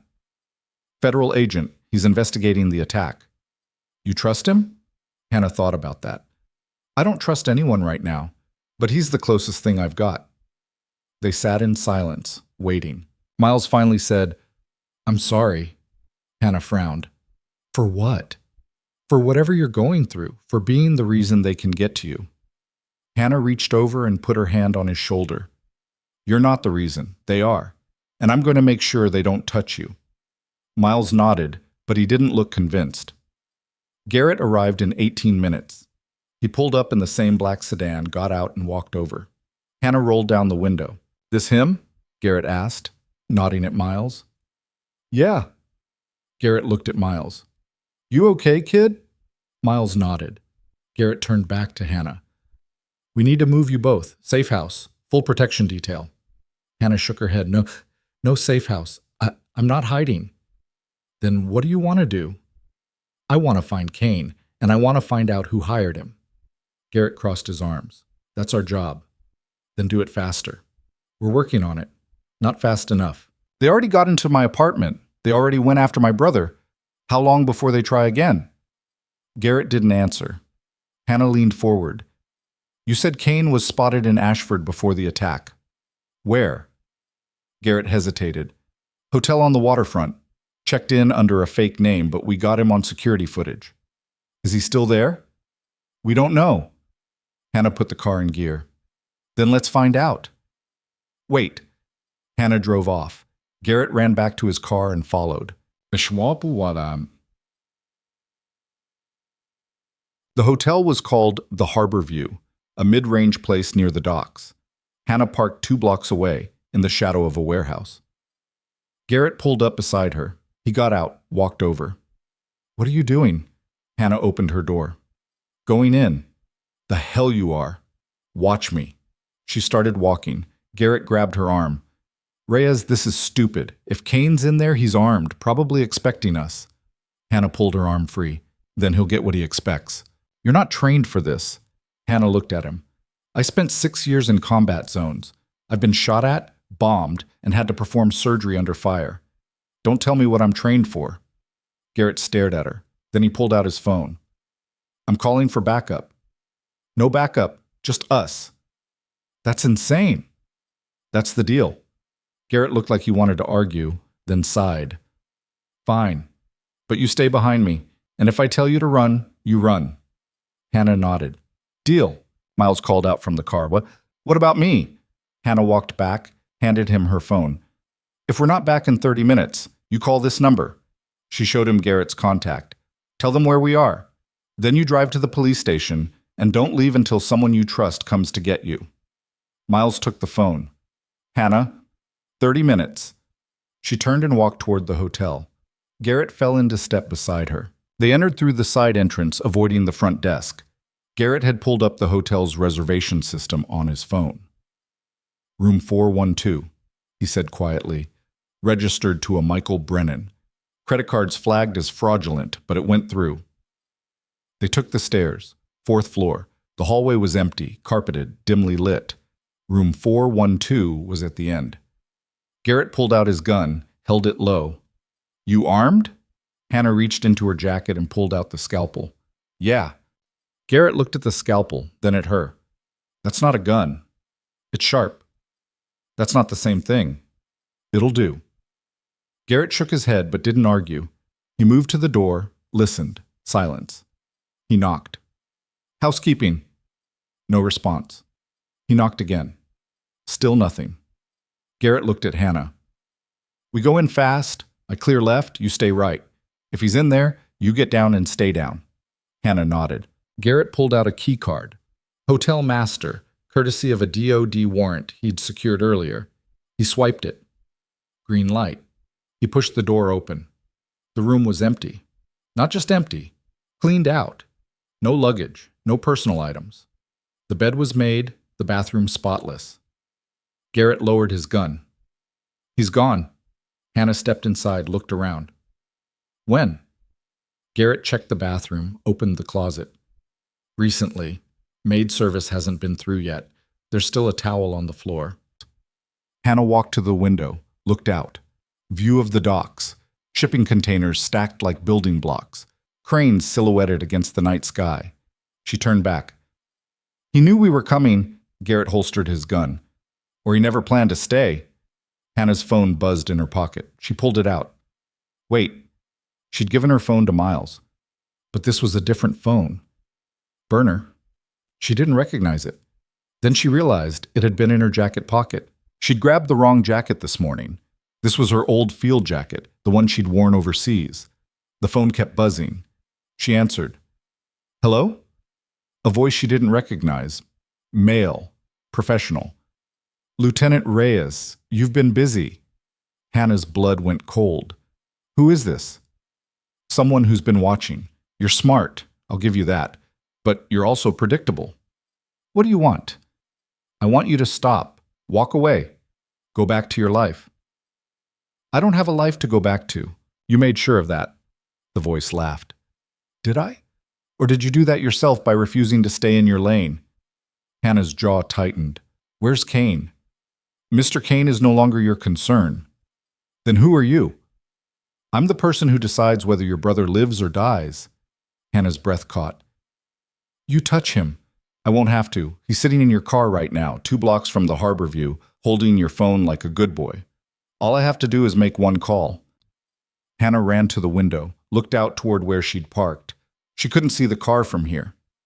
How do I know you're telling the truth? Check your phone, the real one. Hannah looked at Garrett. Call my phone. Now. Garrett pulled out his phone, dialed. A moment later, Hannah's phone, the one Miles was holding, rang. Through the burner phone, she heard it, faint but clear. The voice continued. Now do you believe me? Hannah's hands shook. What do you want? I want you to leave Ashford City, tonight. Take your brother and disappear. If you do that, you both live. If you don't... The line went dead. Hannah stared at the phone. Garrett grabbed her arm. What did they say? Hannah pulled away and ran. She took the stairs 3 at a time, burst out of the hotel, and sprinted toward the car. Garrett shouted behind her, but she didn't stop. She rounded the corner. The car was there. Miles was inside, still holding her phone. Hannah yanked the door open. Get out! Now! Miles scrambled out. What? Hannah grabbed him, pulled him away from the car, and kept moving. Hannah, what's going on? She didn't answer. She just kept pulling him, faster, farther. They made it halfway down the block when the car exploded. The blast threw them forward. Hannah hit the pavement hard, ears ringing, vision blurred. She rolled over, looked back. The car was engulfed in flames, black smoke billowing into the sky. Miles was on the ground beside her, coughing, alive. Garrett ran up, gun drawn, scanning for threats. Hannah pulled herself to her feet, helped Miles up. You okay? She asked. Miles nodded, still coughing. Garrett grabbed her shoulder. We need to move, now. Hannah looked at the burning car, then at Miles. They'd been 30 seconds away from dying. Garrett pulled them toward his sedan. Get in! They got in. Garrett drove. Hannah sat in the back with Miles, her arm around him, her mind racing. Someone had been watching. Someone had known exactly where they were, which meant someone had access to real-time surveillance, which meant this wasn't just Kane. This was bigger. Garrett's voice cut through her thoughts. Where do you want to go? Hannah looked up. Back to the hospital. That's not safe. Nowhere's safe, but Tennant's there, and I need answers. Garrett hesitated, then turned the car around. Hurry. They arrived at Ridgeview 20 minutes later. Garrett parked in the emergency bay, flashed his badge at security, and they went inside. The hospital was quieter now. Night shift, fewer people, long hallways lit by fluorescent lights. Hannah led them to the ICU. The MPs were still outside Tennant's room. They straightened when they saw Garrett's badge. Hannah pushed past them and went inside. Tennant was awake, sitting up, reading something on a tablet. He looked up when she entered. Reyes, what happened? Hannah closed the door. Miles and Garrett stayed outside. She walked to the bed. Someone just tried to kill me and my brother. Tennant's expression darkened. What? Car bomb. We got out just in time. Tennant set the tablet down. Who? I don't know, but they're connected to Kane, and they know everything. Where I am, where my brother is, what I'm doing. Tennant was quiet for a moment, then he said, They've got someone inside. Inside where? Everywhere. The DOD, the FBI, maybe even here. Hannah felt her stomach drop. You're saying there's a mole. I'm saying there's more than one. Hannah sat down. How do you know? Tennant looked at her. Because the operation I told you about, the one tracking Volkov, it wasn't just compromised. It was sabotaged. Someone fed him our intel, our locations, our schedules, and when we got close, they pulled the plug and buried the whole thing. Who gave the order? That's the question I've been trying to answer for 3 months. Hannah leaned forward. And? Tennant pulled up something on the tablet, turned it toward her. It was a file. Classified. marked Top Secret. The name at the top, Operation Nightfall. Hannah scanned the document. It detailed a joint task force, DOD, CIA, FBI, tasked with tracking and apprehending Alexei Volkov. And at the bottom, a list of names, commanding officers, liaisons, analysts. One name stood out, Deputy Director Marcus Holt, DOD. Hannah looked up. Holt? Tennant nodded. He's the one who shut down the operation. He's the one who ordered us to stand down. And he's the one who signed off on my deployment schedule the day of the attack. Hannah's mind raced. You think Holt's working for Volkov? I think Holt's working for someone. And I think that someone wanted me dead before I could prove it. Hannah stood. Then we take this to the feds. Tennant shook his head. We can't. Holt has connections everywhere. If we go to the wrong person, we're dead. Then who do we go to? Tennant looked at her. No one. We handle this ourselves. Hannah stared at him. You're still recovering. You can barely walk. I don't need to walk. I just need to make a call. He pulled out a phone, not the hospital phone, a burner, and dialed. Someone answered. Tennant spoke quickly, quietly. It's me. I need an extraction. 2 civilians. High risk. Yeah, Ashford City. How soon? He paused. Good. Send coordinates. He hung up. Hannah crossed her arms. Who is that? Someone I trust. He's sending a team. What team? The kind that doesn't ask questions. Tennant swung his legs off the bed, winced, then stood. He was shaky but upright. Hannah moved to help him. You shouldn't be. I'm fine. He wasn't, but he walked anyway, heading for the door. Hannah followed. Outside, Garrett and Miles were waiting.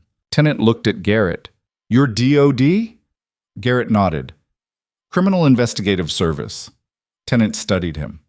You trust your bosses? Garrett hesitated. Depends which ones. Then here's some advice.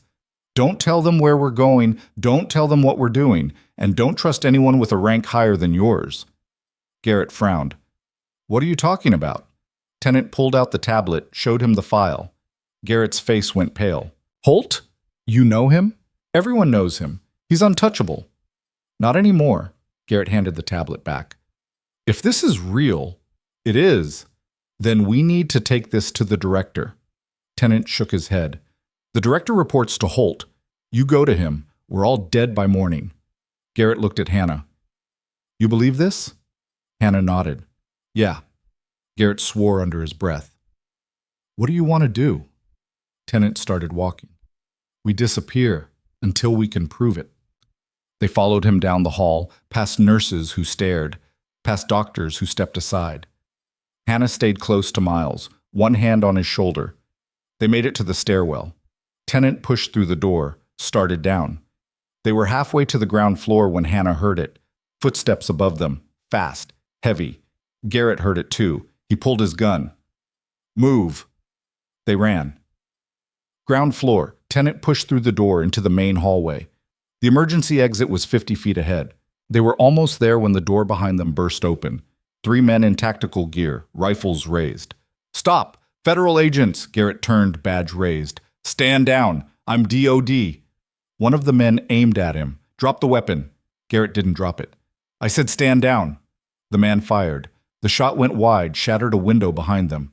Hannah grabbed Miles and dove behind a reception desk.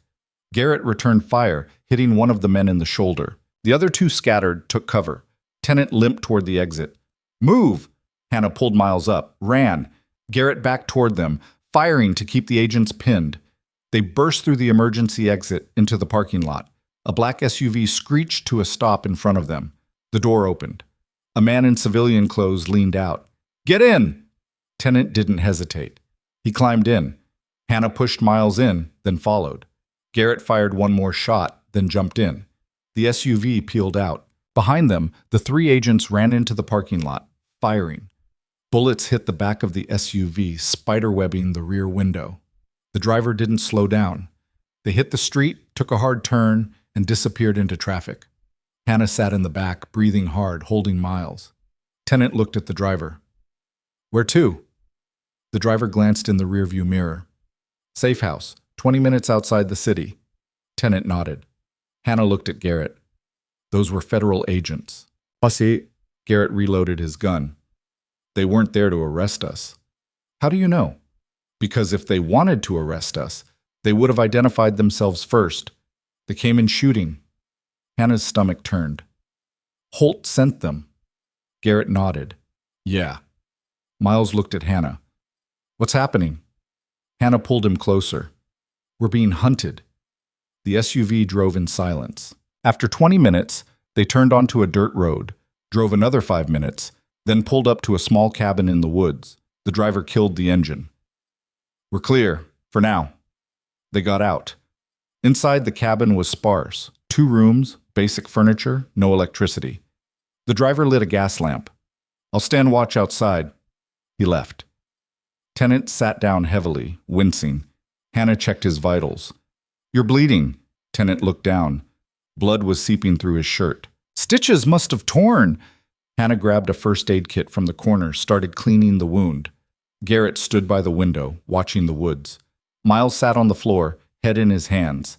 Hannah worked in silence, restitching Tenant's wound with the supplies she had. When she finished, Tenant looked at her. You should have left me. Not a chance, sir. Tenant almost smiled. Stubborn. Learn from the best. Garrett turned from the window. We can't stay here long. If Holt's got people looking for us, they'll find this place eventually. Tenant nodded. We've got maybe 12 hours. Then we move. Move where? Tenant pulled out his phone. I've got a contact, someone who can get us evidence on Holt. Who? An analyst. She worked on Operation Nightfall. She's the one who flagged the irregularities in the first place. Holt had her reassigned, but she kept copies. Garrett frowned. Copies of what? Financial records, communications, proof that Holt was feeding intel to Volkov in exchange for a cut of his arms sales. Hannah's jaw dropped. Holt's selling weapons? Tenant nodded. Not directly, but he's making sure Volkov stays in business, and Volkov pays well. Garrett crossed his arms. Where's this analyst now? Tenant checked his phone. Safe house in Baltimore. I can get us there by morning. That's a 6-hour drive. Then we leave now. Hannah looked at Miles. He's not coming. Miles looked up. What? Hannah knelt beside him. You're going somewhere safe, somewhere they can't find you. I'm not leaving you. You don't have a choice. Tears welled in Miles's eyes. Hannah, she grabbed his shoulders. Listen to me. If you stay, you die. I'm not letting that happen. Garrett stepped forward. I know a place. Off the grid. Friend of mine runs a cabin in West Virginia. No phones, no internet. No one knows about it except me. Hannah looked at him. You trust this friend? With my life. Hannah turned back to Miles. You're going. Miles shook his head. I'm not a kid anymore. I can help. You help by staying alive. She pulled him into a hug. Miles held on tight. Be careful. Always. Garrett made a call. 20 minutes later, another car pulled up, a beat-up sedan driven by a woman in her 50s. Garrett walked Miles outside. Hannah watched from the window as Miles got into the car. He looked back at her one more time. Then the car drove away. Hannah stood there, staring at the empty road. Tenant's voice came from behind her. You did the right thing. Hannah didn't turn around. Doesn't feel like it. It never does. She turned. How do we stop this? Tenant looked at her. We get the evidence. We expose Holt, and we make sure Volkov never hurts anyone again. And if we can't? Tenant's expression hardened. Then we make them pay anyway. Bussing. They left the cabin an hour later. The drive to Baltimore was long and tense. Tenant slept in the back, still recovering. Garrett drove. Hannah sat in the passenger seat, staring out the window. They arrived just before dawn. The safe house was an apartment in a rundown building near the harbor. 3rd floor. No elevator. Tenant knocked on the door 3 times, pause. Twice more. The door opened a crack. A woman peered out, mid-30s, dark hair, sharp eyes. Tenant? Yeah. She opened the door wider. Get inside, quick. They went in. The apartment was small, cluttered with computers and file boxes. The woman locked the door, turned to face them. "Who are they?" Tenant gestured. "Lieutenant Reyes, Agent Garrett, they're with me." The woman looked them over, then nodded. "I'm Sarah Vance, former DOD analyst." Garrett stepped forward. "You have the files?" Sarah walked to a desk, pulled out a hard drive. Everything. Financial transactions, encrypted communications, meeting logs. Holt's been dirty for at least 2 years. She plugged the hard drive into a laptop, opened a folder. Rows of files appeared. Garrett leaned over, scanned the screen. "This is enough to put him away for life," Sarah finished. Hannah looked at the files. "Why haven't you gone public?" Sarah laughed bitterly. "Because I tried. I went to my supervisor. He buried it. I went to the inspector general. He referred it back to Holt's office. I went to the press. They said they needed corroboration. By the time I realized no one was going to help, Holt had already sent people after me." "How did you survive?" Sarah pulled up her sleeve, showing a scar. "Barely." Tennant put a hand on her shoulder. "We're going to finish this." Sarah nodded. "I hope so." Garrett copied the files onto a flash drive. "We need to get this to someone who can actually do something with it." "Who?" Hannah asked. Garrett thought for a moment. "Senator Macklin. She chairs the Armed Services Committee. She's got no love for Holt." Tennant nodded. "She'll listen." "Her office is in D.C., 3 hours from here." Sarah looked at them. "You're not going to make it." "Why not?" "Because Holt knows I'm here. He's known for weeks. He's just been waiting for someone to come looking for me." As if on cue, the window shattered. Glass exploded inward. A canister hit the floor. Smoke. Hannah grabbed Sarah, pulled her down. Garrett drew his gun, moved to the door. It burst open. 2 men in tactical gear rushed in. Garrett fired. One went down. The other returned fire. Bullets tore through the apartment. Tennant grabbed the laptop, shoved it into a bag. Hannah pulled Sarah toward the back room. "Is there another way out?" Sarah nodded, pointed. "Fire escape." They ran. Behind them, Garrett and the second agent exchanged fire. Hannah pushed the window open, climbed out onto the fire escape. Sarah followed. Tennant came last, clutching the bag. They climbed down. Ground level. Alley. A car screeched around the corner. 3 more agents. Hannah swore. "Run!" They ran. The agents opened fire. Bullets ricocheted off brick walls. Hannah grabbed Sarah's hand, pulled her around a corner. Tennant followed, slower, still injured. Garrett came last, firing over his shoulder. They made it to the street. A taxi sat at a red light. Hannah yanked the door open. "Drive!" The driver turned. "What?" Garrett shoved cash at him. "Drive, now!" The driver hit the gas. The taxi peeled out. Behind them, the agents ran into the street, firing. The rear window shattered. Hannah ducked. "Faster!" The driver floored it. They sped through downtown Baltimore, weaving through traffic, running lights. Finally, the agents were gone. The driver pulled over, shaking. "Get out! Get out of my cab!" Garrett handed him more cash. "Keep it, and forget you saw us." They got out. Sarah leaned against a wall, breathing hard. "We need a new plan." Tennant pulled out the laptop. "We've still got the files." Garrett looked around. "We need a safe place to regroup." Hannah's phone buzzed. She pulled it out. A text. Unknown number. "Stop running. You can't win, but you can survive. Call this number, alone, or everyone you love dies." Below it, a phone number. Hannah stared at the screen. Tennant looked over her shoulder. "Don't." "I have to. It's a trap." "I know." She stepped away, dialed the number. It rang once. A voice answered, familiar, cold. "Lieutenant Reyes, I was wondering when you'd call." Hannah's blood went cold, because she recognized that voice. It wasn't Kane. It wasn't Holt. It was someone she'd trusted, someone she'd worked with, someone who'd been there all along. "Hello, Dr. Hale," Hannah said quietly, and on the other end of the line, Victor Hale laughed. Hannah's hand tightened around the phone. Hale's voice was smooth, almost amused. "You sound surprised." "I am." "You shouldn't be. You're smarter than that." Hannah turned away from the others, lowered her voice. "How long?" "How long what?" How long have you been working for them? Hale laughed softly. Working for them? Lieutenant, you have it backwards. They work for me. Hannah's mind raced. Volkov? Among others. Let's just say I've diversified my investments. You're a doctor. I'm a businessman. Medicine is just one revenue stream. Hannah felt sick. The convoy, you knew about it. Of course I knew. I helped plan it. Why? Because Tennant was getting too close. He'd figured out the supply chain, knew where Volkov's weapons were coming from, who was facilitating the sales. If he'd lived long enough to talk, a lot of very powerful people would have gone to prison. Hannah's jaw clenched.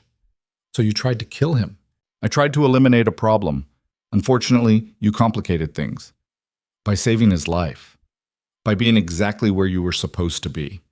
Tell me, Lieutenant, did you ever wonder why the Pentagon requested you by name? Hannah's breath caught. That was you.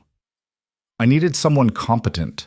Someone who'd keep Tennant alive long enough for us to figure out what he'd told you. Imagine my surprise when I realized he hadn't told you anything at all. Then why keep coming after me? Hale's tone shifted, colder now. Because you didn't stop. You kept digging, kept asking questions, and now you've become a liability. Hannah looked back at Tennant, Garrett, Sarah, all watching her. What do you want? She asked. I want you to bring me the files Sarah copied. All of them. In exchange, I let your brother live. Hannah's blood went cold. You said he was safe. He was. Until 20 minutes ago. You're lying. Am I? Check your messages. Hannah pulled the phone away from her ear, opened her texts. A new photo, Miles, tied to a chair, duct tape over his mouth, eyes wide with terror. Hannah's vision blurred. If you hurt him, then you'll do what? Kill me? You're a nurse, Lieutenant, not an assassin. You don't know what I am. Hale paused. Fair enough. Here's the deal. You bring me the files. I let your brother go. Everyone walks away. And Tennant? Tennant dies. That's non-negotiable. Hannah looked at Tennant. He was watching her, reading her face. She turned away. Where? Ridgeview Medical, top floor, executive conference room, 1 hour. Come alone. If I see federal agents, your brother dies. If you try anything clever, your brother dies. Are we clear? Yeah. Good. And Lieutenant, don't be late. The line went dead. Hannah stood there, staring at the phone. Garrett approached. What did he say? Hannah turned. He's got Miles. Tennant's expression darkened. Where? I don't know, but he wants the files in exchange for Miles. Sarah stepped forward. You can't give him those files. They're the only proof we have. Hannah looked at her. Then my brother dies. If you give him the files, we all die. Holt, Hale, Volkov, they'll bury this. And then they'll bury us.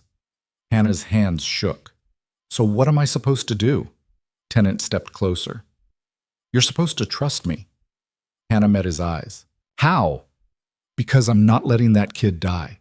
And I'm not letting Hale walk away. Garrett crossed his arms. What's the plan? Tennant pulled out his phone. We've got 1 hour. That's enough. Enough for what? Tennant started typing. To set a trap of our own, boss. They worked fast. Garrett made calls, pulling in favors, activating contacts he'd kept off the books. Within 30 minutes, he'd assembled a team. Not federal agents, private contractors, former military, people who owed him. Sarah copied the files onto 3 separate drives. One for Hale, one for backup, one for insurance. Tennant coordinated logistics, moving pieces into place like a chess game, and Hannah prepared herself for what was coming. She stood in the bathroom, staring at her reflection, bruises on her face, exhaustion in her eyes, blood on her hands that wouldn't wash off no matter how hard she scrubbed. A knock on the door. Reyes, time to move. She dried her hands and walked out. Tennant handed her a small earpiece. Keep this on, we'll be listening. Hannah put it in. What if he searches me? He will. That's why this one's passive, no transmitter, just a receiver. You'll hear us. We won't hear you. Garrett handed her a flash drive. This is the decoy. It's got the files, but they're encrypted. Even if he takes it, he won't be able to open it without the key. And the real files? Sarah held up a second drive. With me. Safe. Hannah took the decoy, slipped it into her pocket. Tennant put a hand on her shoulder. You don't have to do this. Yes, I do. Then remember, Hale's not a soldier. He's a coward. The second things go sideways, he'll fold. Hannah nodded. What about Miles? We'll find him, I promise. Hannah wanted to believe him. She just wasn't sure she could. Ridgeview Medical looked different at night. The main entrance was closed. Only the emergency bay was lit. Hannah parked in the employee lot and walked in through the side door. The hallways were empty. Night shift. Skeleton crew. She took the elevator to the top floor. The executive wing was dark, quiet. Mahogany doors, leather chairs, the kind of place where hospital money got spent on things that didn't save lives. The conference room was at the end of the hall. Hannah stopped outside the door, took a breath and pushed it open. Dr. Victor Hale sat at the head of the conference table, hands folded, looking calm. Behind him, two men in suits, armed, and in the corner, tied to a chair, Miles. He was conscious, eyes wide, tape over his mouth. Hannah's heart lurched. Let him go. Hale smiled. Did you bring the files? Hannah pulled out the flash drive, held it up. Hale gestured to the table. Put it down. Hannah walked forward slowly, set the drive on the table. Hale picked it up, examined it. This is everything? Yeah. Hale handed it to one of the men behind him. The man pulled out a laptop, plugged in the drive, started typing. Hale turned back to Hannah. You know, I almost admired you. The way you handled the convoy crisis. The precision, the composure. You would have made an excellent surgeon. I still might. Hale smiled. No, you won't. The man at the laptop looked up. It's encrypted. Hale's smile faded. He turned to Hannah. What's the password? Let my brother go, then I'll give it to you. Hale stood. That's not how this works. Hannah didn't move. Then you don't get the password. Hale walked around the table, stopping a few feet from her. You think you're in a position to negotiate? I think you need those files more than you need me. Hale studied her. Then he gestured to one of the men. Bring the boy. The man walked to Miles, grabbed the chair, and dragged it forward. Hale pulled out a gun, small, compact, expensive-looking, and pressed it to Miles's head. Password. Now. Hannah's breath caught. If you kill him, you get nothing. Then I'll kill him and find the files myself. Hannah's mind raced. The earpiece was silent. Wherever Tennant and Garrett were, they weren't here yet. She needed to stall. The password's long, complicated. I'll need to type it. Hale gestured to the laptop. Go ahead. Hannah walked to the laptop, stood in front of it. The screen showed a password prompt. She placed her fingers on the keyboard, and then she heard it, a faint voice in her earpiece. Tennant. 30 seconds. Hannah started typing, slowly, deliberately, buying time. Hale stepped closer. Faster. I'm going as fast as I can. You're stalling. Hannah kept typing. It's a 40-character password. Hale grabbed her wrist. Stop lying. Hannah looked at him. I'm not. Hale's grip tightened. He raised the gun, pointed it at her face. And then the lights went out. The entire floor went dark. Hannah heard shouting, movement, the sound of boots on tile. Hale's grip released. Hannah dropped, rolled under the table. Gunfire erupted. Muzzle flashes lit the room in strobing bursts. Hannah crawled toward Miles. She found the chair, felt for his bindings, started pulling at the tape. More gunfire. Someone screamed. The emergency lights kicked on, dim, red, barely enough to see. Hannah ripped the tape off Miles's mouth. You okay? Miles nodded, gasping. Hannah pulled at the ropes around his wrists. A hand grabbed her shoulder. She spun, ready to fight. Garrett, move. Now. He pulled her up. Another contractor cut Miles loose. They ran. Behind them, the gunfire stopped. Hannah looked back. One of Hale's men was down. The other had his hands up, surrounded by 3 contractors, and Hale was gone. Tennant appeared in the doorway. He went for the stairs. Garrett swore. Which way? Down. Toward the parking garage. Garrett grabbed his radio. All units, target is headed to sub-level parking. Cut him off. Hannah turned to Miles. Stay with them. Miles grabbed her arm. Where are you going? To finish this. She ran after Tennant.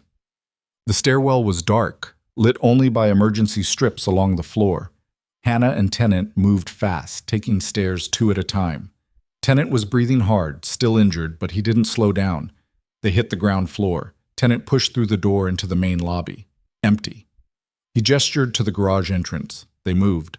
The parking garage was 3 levels below ground. Concrete. Flickering lights. Rows of cars. Hannah heard footsteps echoing somewhere below. They descended. Sublevel 1. Clear. Sublevel 2. Movement. A shadow disappearing between cars. Tennant pulled his gun. Hale, it's over! No response. They moved forward, checking between vehicles. Hannah's heart pounded. Every shadow looked like a threat. Then she saw him. Hale, crouched behind a sedan, gun raised. He fired. The shot went wide, hit a concrete pillar. Tennant returned fire. The bullet shattered the sedan's window. Hale ran. Hannah and Tennant pursued. Hale made it to the exit ramp, started running up towards street level. Tennant stopped, aimed, fired. The bullet hit Hale in the leg. Hale went down, screaming, clutching his thigh. Hannah reached him first. Hale looked up at her, face twisted in pain. You're making a mistake. Hannah kicked the gun out of his hand. Funny, I was going to say the same thing to you. Tennant arrived, breathing hard. He kept his gun trained on Hale. Where's the rest of the network? Hale laughed bitterly. You think I'm going to tell you? You're going to prison either way. Might as well make it easier on yourself. Hale spat blood. Prison? You think any of this is going to trial? Holt will bury it. He'll bury you. He'll bury all of you. Tennant knelt down. Holt's done. We've got the files. We've got the evidence. And now we've got you. Hale's expression shifted. Fear flickered in his eyes. It's over, Hannah said quietly. Hale looked at her. You don't understand. This is bigger than me. Bigger than Holt. You can't stop it. Watch us. Garrett appeared at the top of the ramp, surrounded by his team. Secure him. 2 contractors grabbed Hale, pulled him to his feet. Hale winced, but he didn't resist. Garrett walked over to Tennant. Holt? Tennant shook his head. Still in the wind, but we've got enough to bring him in. You sure? Tennant pulled out his phone, showed Garrett a message. Senator Macklin's office. They've got the files. She's calling an emergency hearing tomorrow morning. Garrett smiled grimly. Then we'd better get ready. The hearing took place in a closed session. No press, no public, just the Senate Armed Services Committee, a DOD Inspector General, and a very angry senator. Hannah sat in the back, watching. Tennant testified first. He walked them through Operation Nightfall, the sabotage, the convoy attack. He presented the files Sarah had copied, financial records, communications, meeting logs. Every piece of evidence pointed to Holt. Sarah testified next. She explained how she'd discovered the irregularities, how she'd been silenced, how she'd barely survived. Garrett testified last. He detailed the criminal investigation, the attempts on Hannah's life, Hale's involvement, and then they called Hale. He was brought in wearing an orange jumpsuit, leg bandaged, hands cuffed. He refused to testify, invoked his Fifth Amendment rights. But it didn't matter. The evidence spoke for itself. Senator Macklin reviewed the files, consulted with the Inspector General, and made a decision. Deputy Director Marcus Holt will be placed under immediate arrest pending a full investigation. All personnel associated with Operation Nightfall will be reviewed, and this committee will work with the Department of Justice to ensure accountability. She looked at Tennant. Thank you, Colonel. Your service and sacrifice will not be forgotten. Tennant nodded. Macklin turned to Hannah. Lieutenant Reyes, you saved lives. You exposed corruption. You did what many in your position would not have had the courage to do. The country owes you a debt. Hannah didn't know what to say, so she just nodded. The hearing adjourned. Hannah walked out into the hallway. Tennant and Garrett were waiting. It's done, Garrett said. Hannah exhaled. Yeah. Tennant put a hand on her shoulder. You okay? Hannah looked at him. I don't know yet. You will be. She wanted to believe him. But The arrest happened 2 hours later. Holt was pulled out of a restaurant in Georgetown, surrounded by federal agents, cameras flashing. He didn't resist, didn't say a word. Just let them cuff him and put him in the car. The footage was all over the news by evening. Hannah watched it from Miles's hospital room. He'd been checked for injuries, kept overnight for observation. He was fine. Shaken, but fine. "Is it really over?" he asked. Hannah turned off the TV. "Yeah, it's over." Miles looked at her. "What are you going to do now?" Hannah thought about that. "I don't know. Go back to work, I guess." "After everything that happened?" "It's what I do." Miles smiled faintly. "You're stubborn." "Yeah, I am." He closed his eyes, exhausted. Hannah sat beside him, watching him sleep. For the first time in days, she felt like she could breathe. She returned to Ridgeview a week later. The hospital looked the same hallways, same fluorescent lights, same smell of disinfectant and burnt coffee. But everything felt different. People greeted her when she walked in. Not just nodded, actually greeted her. Nurses, doctors, even the janitorial staff. Carly found her in the break room. "You're back." Hannah poured a cup of coffee. "I'm back." "You sure you're ready?" Hannah took a sip. "No, but I'm here anyway." Carly smiled. "Good." They walked to the ICU together. Colonel Tennant had been moved to a regular room. He was sitting up, reading, looking stronger. He looked up when Hannah walked in. "Lieutenant." "Colonel." He set the book down. "How's your brother?" "Home. Safe. Probably failing his exams, but alive." Tennant smiled. "Good." Hannah sat down. "I heard they're giving you a medal." Tennant shrugged. "Politics." "You earned it." "So did you." Hannah shook her head. "I was just doing my job." Tennant looked at her. "That's all any of us can do." They sat in comfortable silence. Then Tennant said, "I heard you're thinking about medical school." Hannah glanced at him. "Where'd you hear that?" "Hale's program is still active. Hospitals honoring it. Someone from administration called me, asked if I'd write you a recommendation."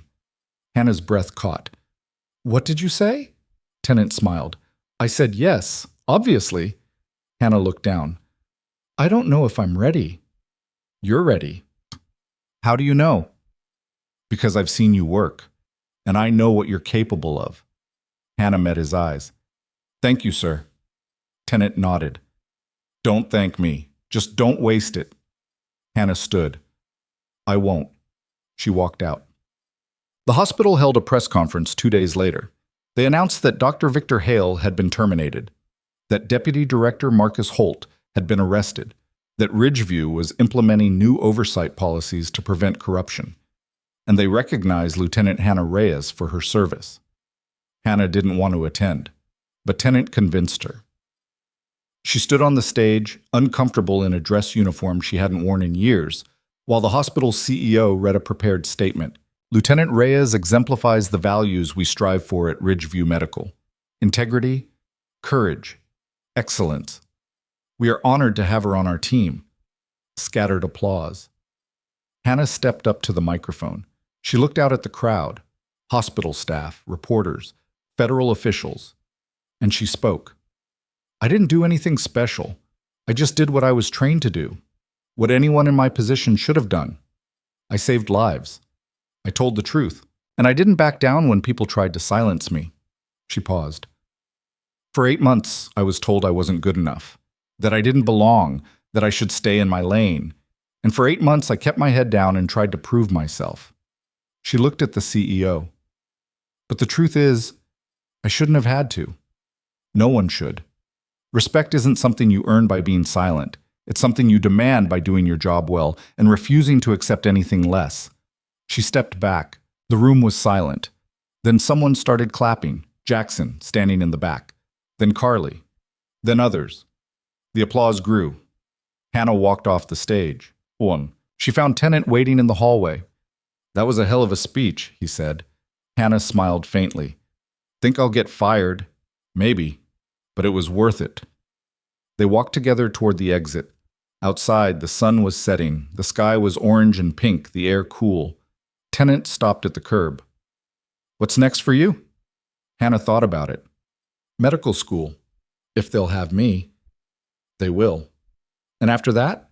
Tennant smiled. Whatever you want. You've earned it. Hannah looked at him. What about you? Me? I'm retiring. For real this time. Where will you go? Somewhere quiet. Somewhere far from people trying to kill me. Hannah laughed. Good luck with that. Tennant extended his hand.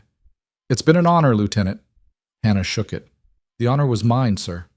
Tennant got into a waiting car and drove away. Hannah stood there, watching the taillights disappear. Then she got into her own car and drove home. That night, she sat at her kitchen table with a cup of tea and the folder Hale had given her. The application for medical school. She opened it, read through the requirements, transcripts, recommendations, personal statement. She could do this. She pulled out a pen and started writing. My name is Hannah Reyes. I am a nurse, a veteran, and someone who has seen what happens when people are underestimated. She wrote for hours. When she finished, she set the pen down and read it over. It was good. It was honest. It was her. She sealed the application in an envelope, addressed it, and set it aside. Tomorrow, she'd mail it. Tonight, she'd sleep. For the first time in weeks, she felt like she could. 3 months later, Hannah received a letter. She opened it, standing in her kitchen, hands shaking. Dear Miss Reyes, we are pleased to inform you that you have been accepted. She read it twice. Then she called Miles. I got in. Miles shouted so loud she had to pull the phone away from her ear. I knew it. I knew you would. Hannah smiled. Thanks. When do you start? Fall semester. That's like 4 months away. Yeah. What are you going to do until then? Hannah looked around her apartment. Work, save money, get ready. You nervous? Hannah thought about it. Yeah, but in a good way. They talked for a few more minutes, then hung up. Hannah sat down on her couch, stared at the letter. She'd done it. After everything, after the convoy, the threats, the explosions, the betrayals, she'd done it. She was going to be a doctor. Her last shift at Ridgeview was in late August. She'd given her notice a month earlier. The hospital had been supportive, offered her a position after graduation, told her the door was always open. Hannah walked through the halls one last time, saying goodbye. Carly hugged her. Don't be a stranger. Jackson shook her hand.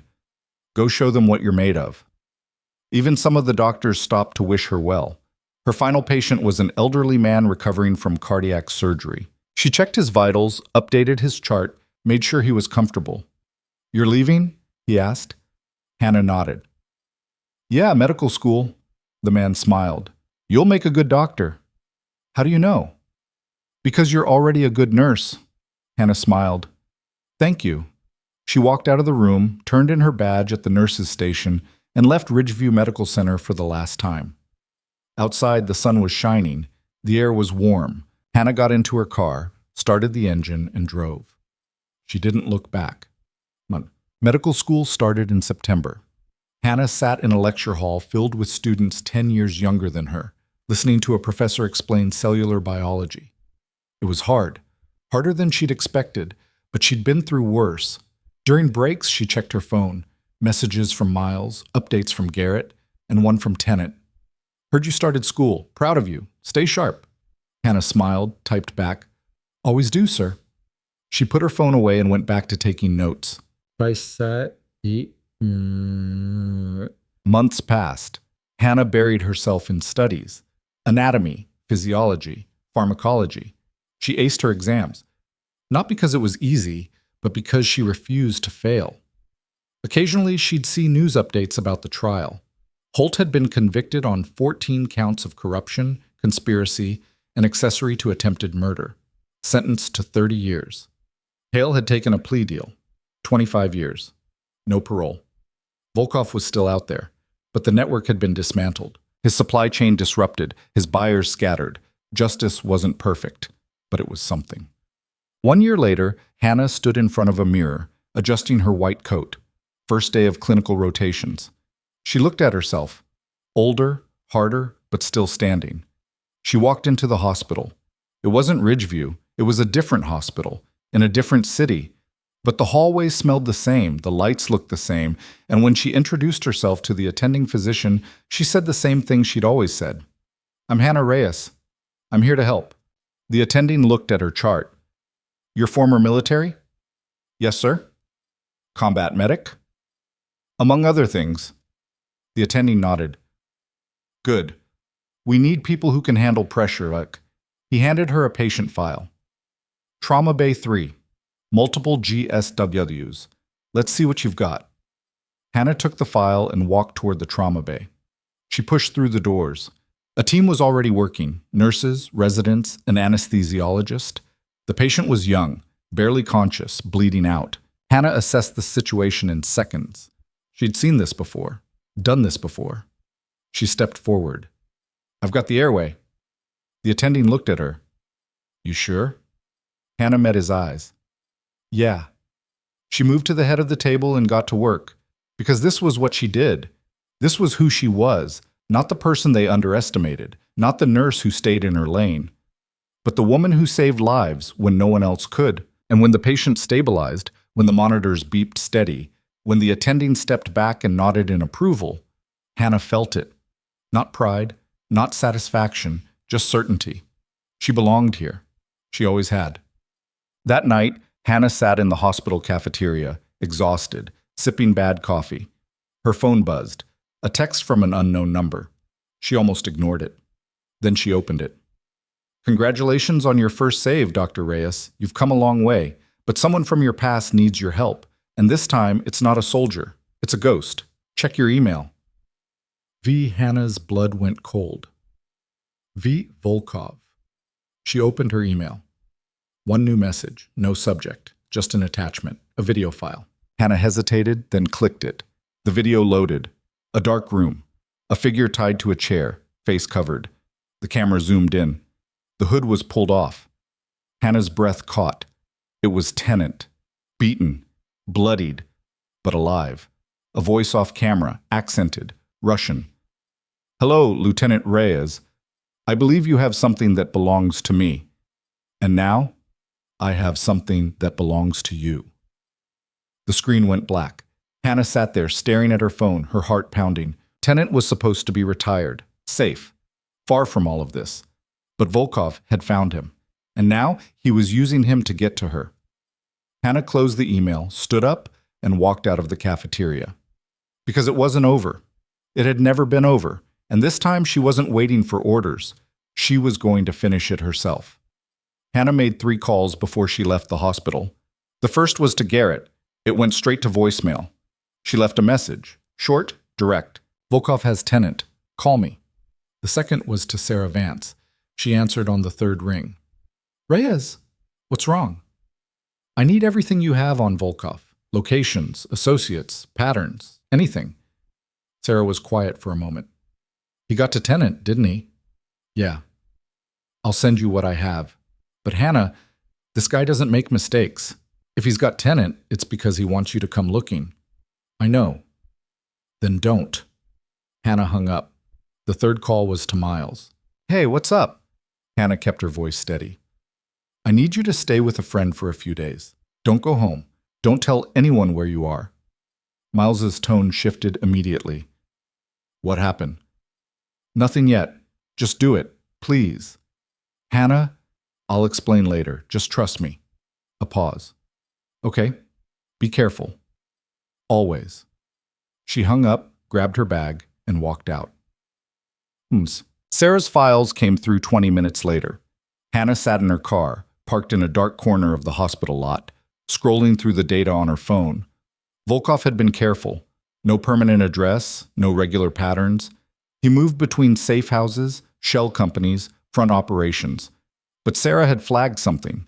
A shipping warehouse on the outskirts of the city. Registered to a logistics company that didn't exist. Power usage spiked at irregular intervals. Security cameras that never went offline. It was the kind of place someone used when they didn't want to be found. Hannah zoomed in on the location. Industrial zone. Isolated. No neighbors. Perfect for an ambush. Her phone buzzed. Garrett calling back. She answered. "You got my message?" "Yeah, where are you?" "About to do something stupid." Reyes, wait. I can't. He's got Tenant. And if I don't move now, Tenant's dead. Garrett swore. Where's the meet? Hannah gave him the address. Garrett was quiet for a moment. That's a kill box. You go in there alone, you're not coming out. Then I won't go in alone. I can't get a team together in time, not without authorization. And if I go through channels, Volkov will know. Hannah started the car. Then don't go through channels. Call in favors. Use the contractors from Baltimore. I don't care how you do it. Just be there. How much time do I have? Hannah checked the clock. 2 hours? Maybe less. That's not enough. Make it enough. She hung up and drove. The warehouse was exactly where Sarah's files said it would be. Hannah parked 2 blocks away, behind an abandoned factory, and approached on foot. The area was dead. No cars, no lights, just empty buildings and cracked asphalt. The warehouse itself was massive. 3 stories, steel siding, loading docks on one side. A single light burned above the main entrance. Hannah circled the perimeter, staying low, checking for guards. She spotted 2. One by the front door, one on the roof, both armed. She pulled back, found cover behind a dumpster, and waited. Her phone buzzed. A text from Garrett. Team en route. ETA 45 minutes. Do not engage until we arrive. Hannah typed back. Can't wait that long. She put the phone on silent and moved. The side door was unlocked. Hannah slipped inside, moving through the dark. The interior was cavernous, rows of shipping containers, stacks of crates, catwalks overhead. She heard voices. Russian. 2 men, maybe 3, somewhere deeper in. Hannah moved toward the sound, staying in the shadows. She found them in the center of the warehouse, standing around a makeshift table. Maps, laptops, weapons. And in the corner, tied to a chair, Tenant. He was conscious, bruised, bloodied, but alive. Hannah's chest tightened. One of the men stepped forward, late 40s, sharp suit, cold eyes. Volkov. He spoke in English, his accent thick. Lieutenant Reyes, I was beginning to think you wouldn't come. Hannah stepped into the light. Let him go. Volkov smiled. Straight to business, I like that. He gestured to Tenant. But first, we talk. There's nothing to talk about. Volkov walked closer. I disagree. You see, you and your friends, Tenant, Garrett, that analyst woman, you've caused me considerable trouble. My network is disrupted. My clients are nervous. My profits have suffered. Good. Volkov's smile faded. You think this is a joke? I think you're a coward who hides behind money and hired guns. Volkov's jaw tightened. He pulled out a gun, pointed it at Tenant. Careful, Lieutenant. Your colonel's life depends on your manners. Hannah didn't flinch. You're not going to kill him. Why not? Because if you wanted him dead, he'd already be dead. You kept him alive because you need something. So let's skip the threats and get to it. Volkov studied her. Then he lowered the gun. Smart. You're right. I do need something. What? I need you to disappear. You and everyone who knows about me. In exchange, Tenant lives. You both walk away. Hannah crossed her arms. And if I refuse? Volkov shrugged. Then I kill him. Then I kill your brother. Then I kill you. Simple. Hannah took a step closer. You really think you're going to walk out of here? Volkov laughed. You came alone. My men have this building surrounded. You have no leverage. You sure about that?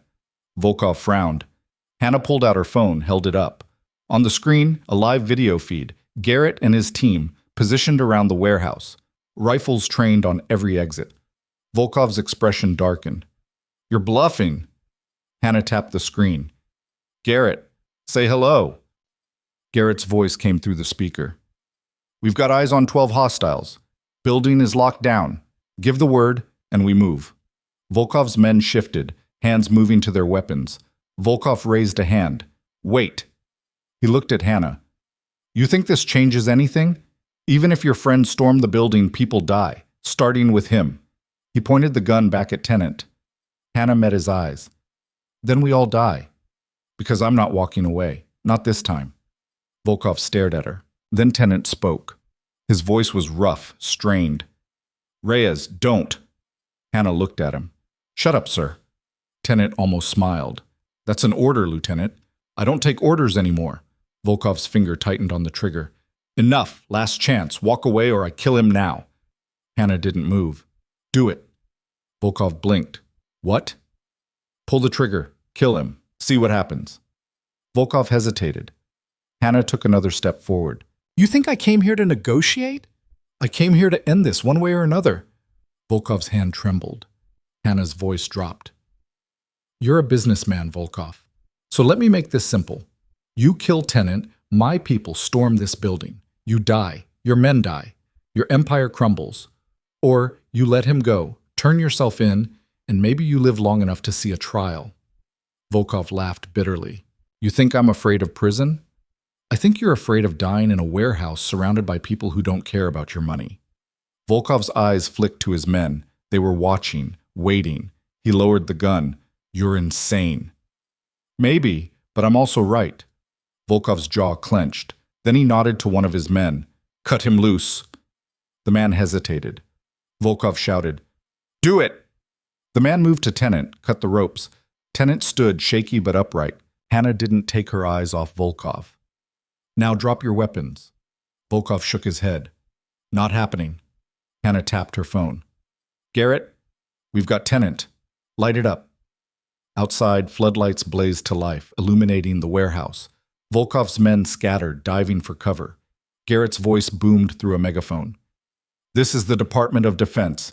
You are surrounded. Drop your weapons and come out with your hands up.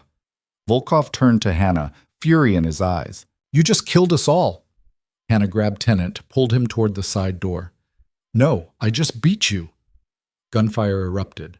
Volkov's men opened fire on the perimeter. Garrett's team returned fire. Hannah and Tenet ran. They made it to the side door, pushed through, and kept running. Behind them, the warehouse exploded into chaos. Shouts, gunfire, the sound of boots on metal. Hannah pulled Tenet behind a shipping container, checked him over. You hit? Tenet shook his head. No. You? I'm fine. They stayed low, moving toward the perimeter. A figure stepped out in front of them. One of Volkov's men, gun raised. Hannah didn't hesitate. She grabbed a pipe from the ground and swung. The pipe connected with the man's wrist. The gun fell. Hannah kicked it away, then swung again, hitting him in the temple. He dropped. Tenet stared at her. Where the hell did you learn that? Hannah kept moving. Same place I learned everything else. They made it to the fence. Garrett was there, cutting through with bolt cutters. Move, he shouted. They climbed through. Behind them, the gunfire intensified. Then, silence. Garrett's radio crackled. Building secure. 12 hostiles in custody. Volkov is down. Repeat, Volkov is down. Hannah stopped, breathing hard.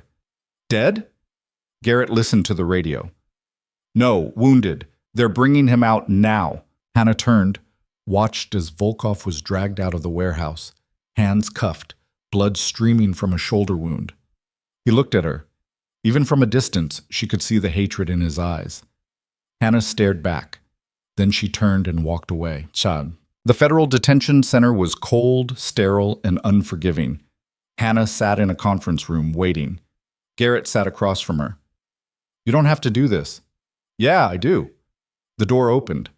Volkov was led in, hands cuffed, flanked by two marshals. He sat down across from Hannah.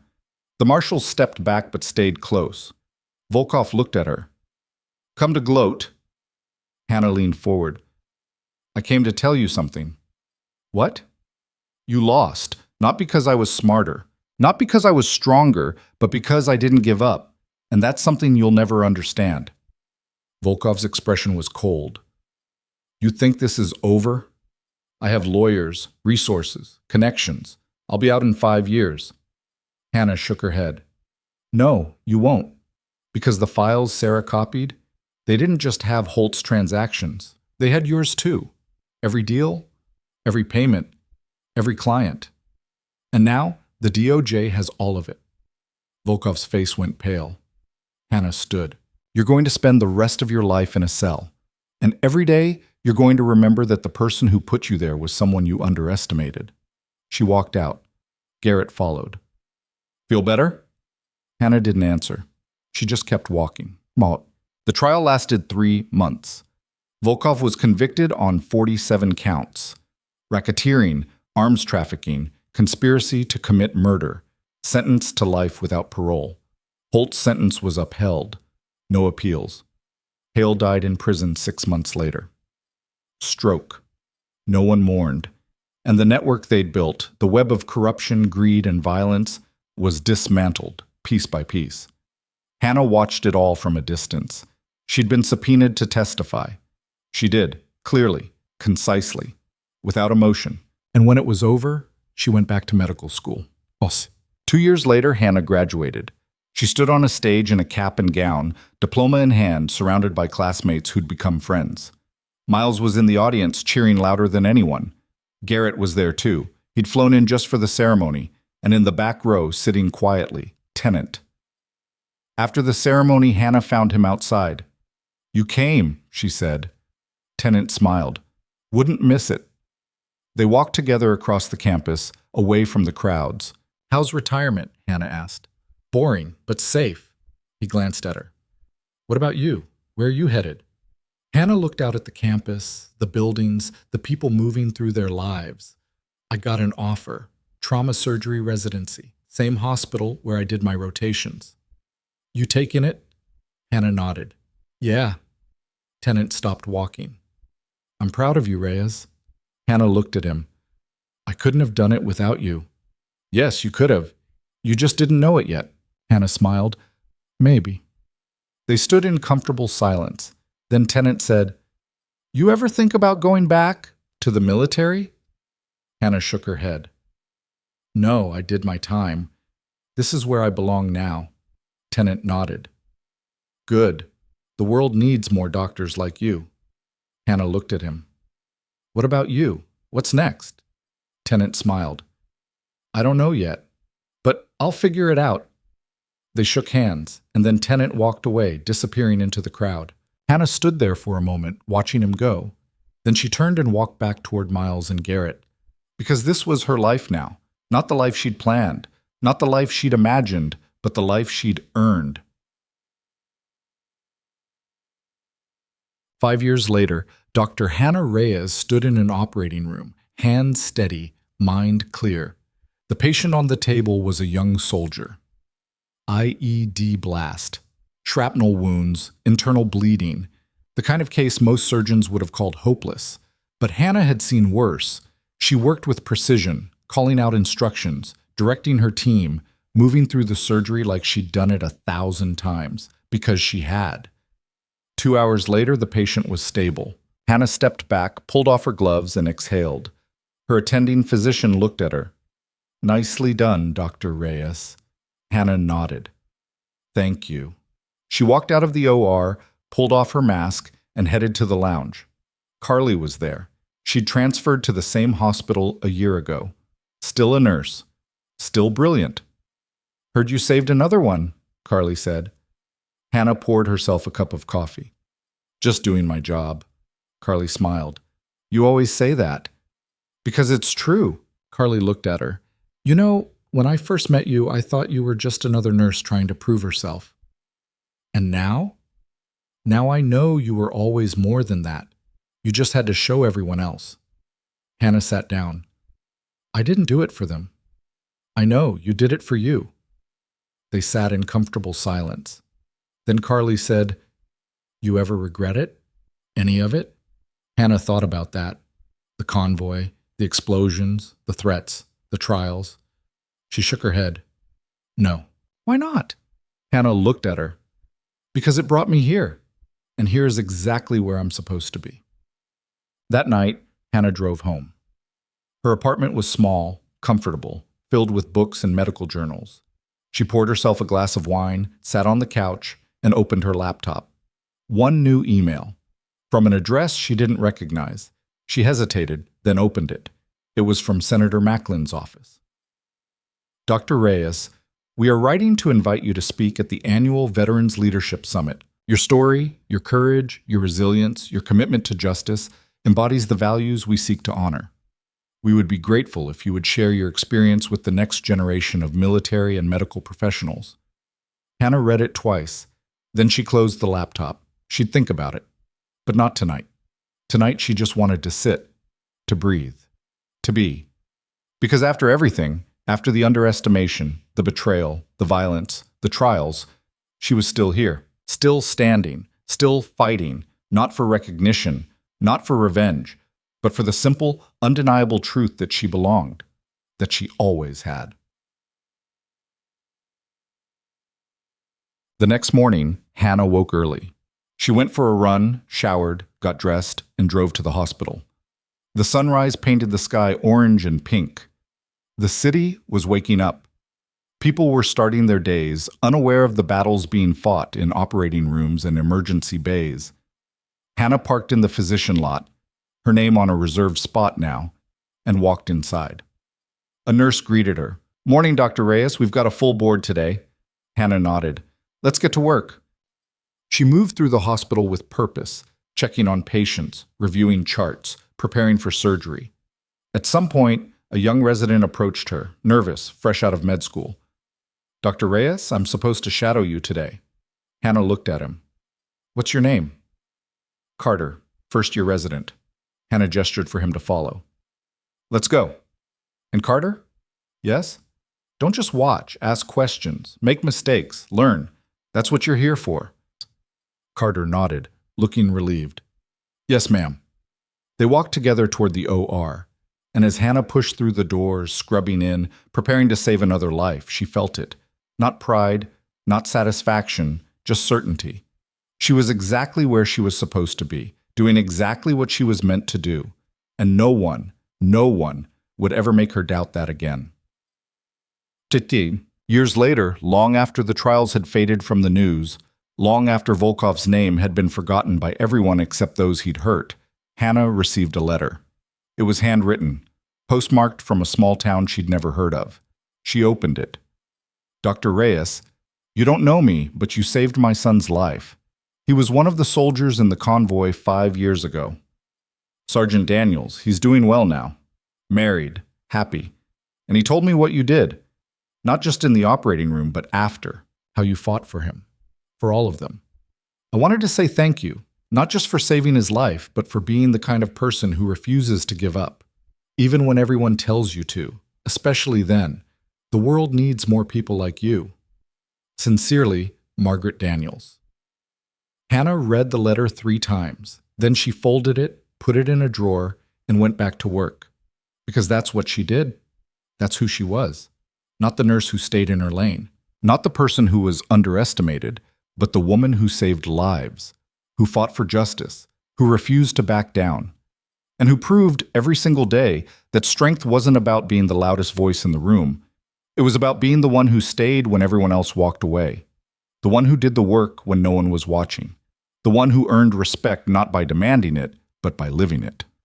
Hannah Reyes had been underestimated her entire life, by doctors who saw her degree and assumed she didn't know enough, by colleagues who saw her rank and assumed she hadn't earned it, by enemies who saw her compassion and assumed she was weak.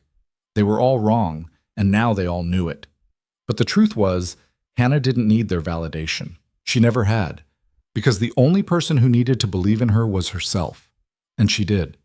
Every single day, in every surgery, every decision, every moment when she chose to keep going instead of giving up. That was her power. Not the recognition, not the awards, not the headlines, but the quiet, unshakable certainty that she was enough, that she had always been enough, and that no one, no doctor, no villain, no system built to keep her down, could ever take that away. She walked out of the hospital that night, the sun setting behind her, the sky turning dark. Tomorrow, she'd be back. There would be more patients, more emergencies, more moments where life and death hung in the balance. And she'd be ready. Because this was her calling, her purpose, her fight. And she'd already won it, not by proving herself to the world, but by refusing to let the world define her. That was the real victory. And it was hers. Forever. The end.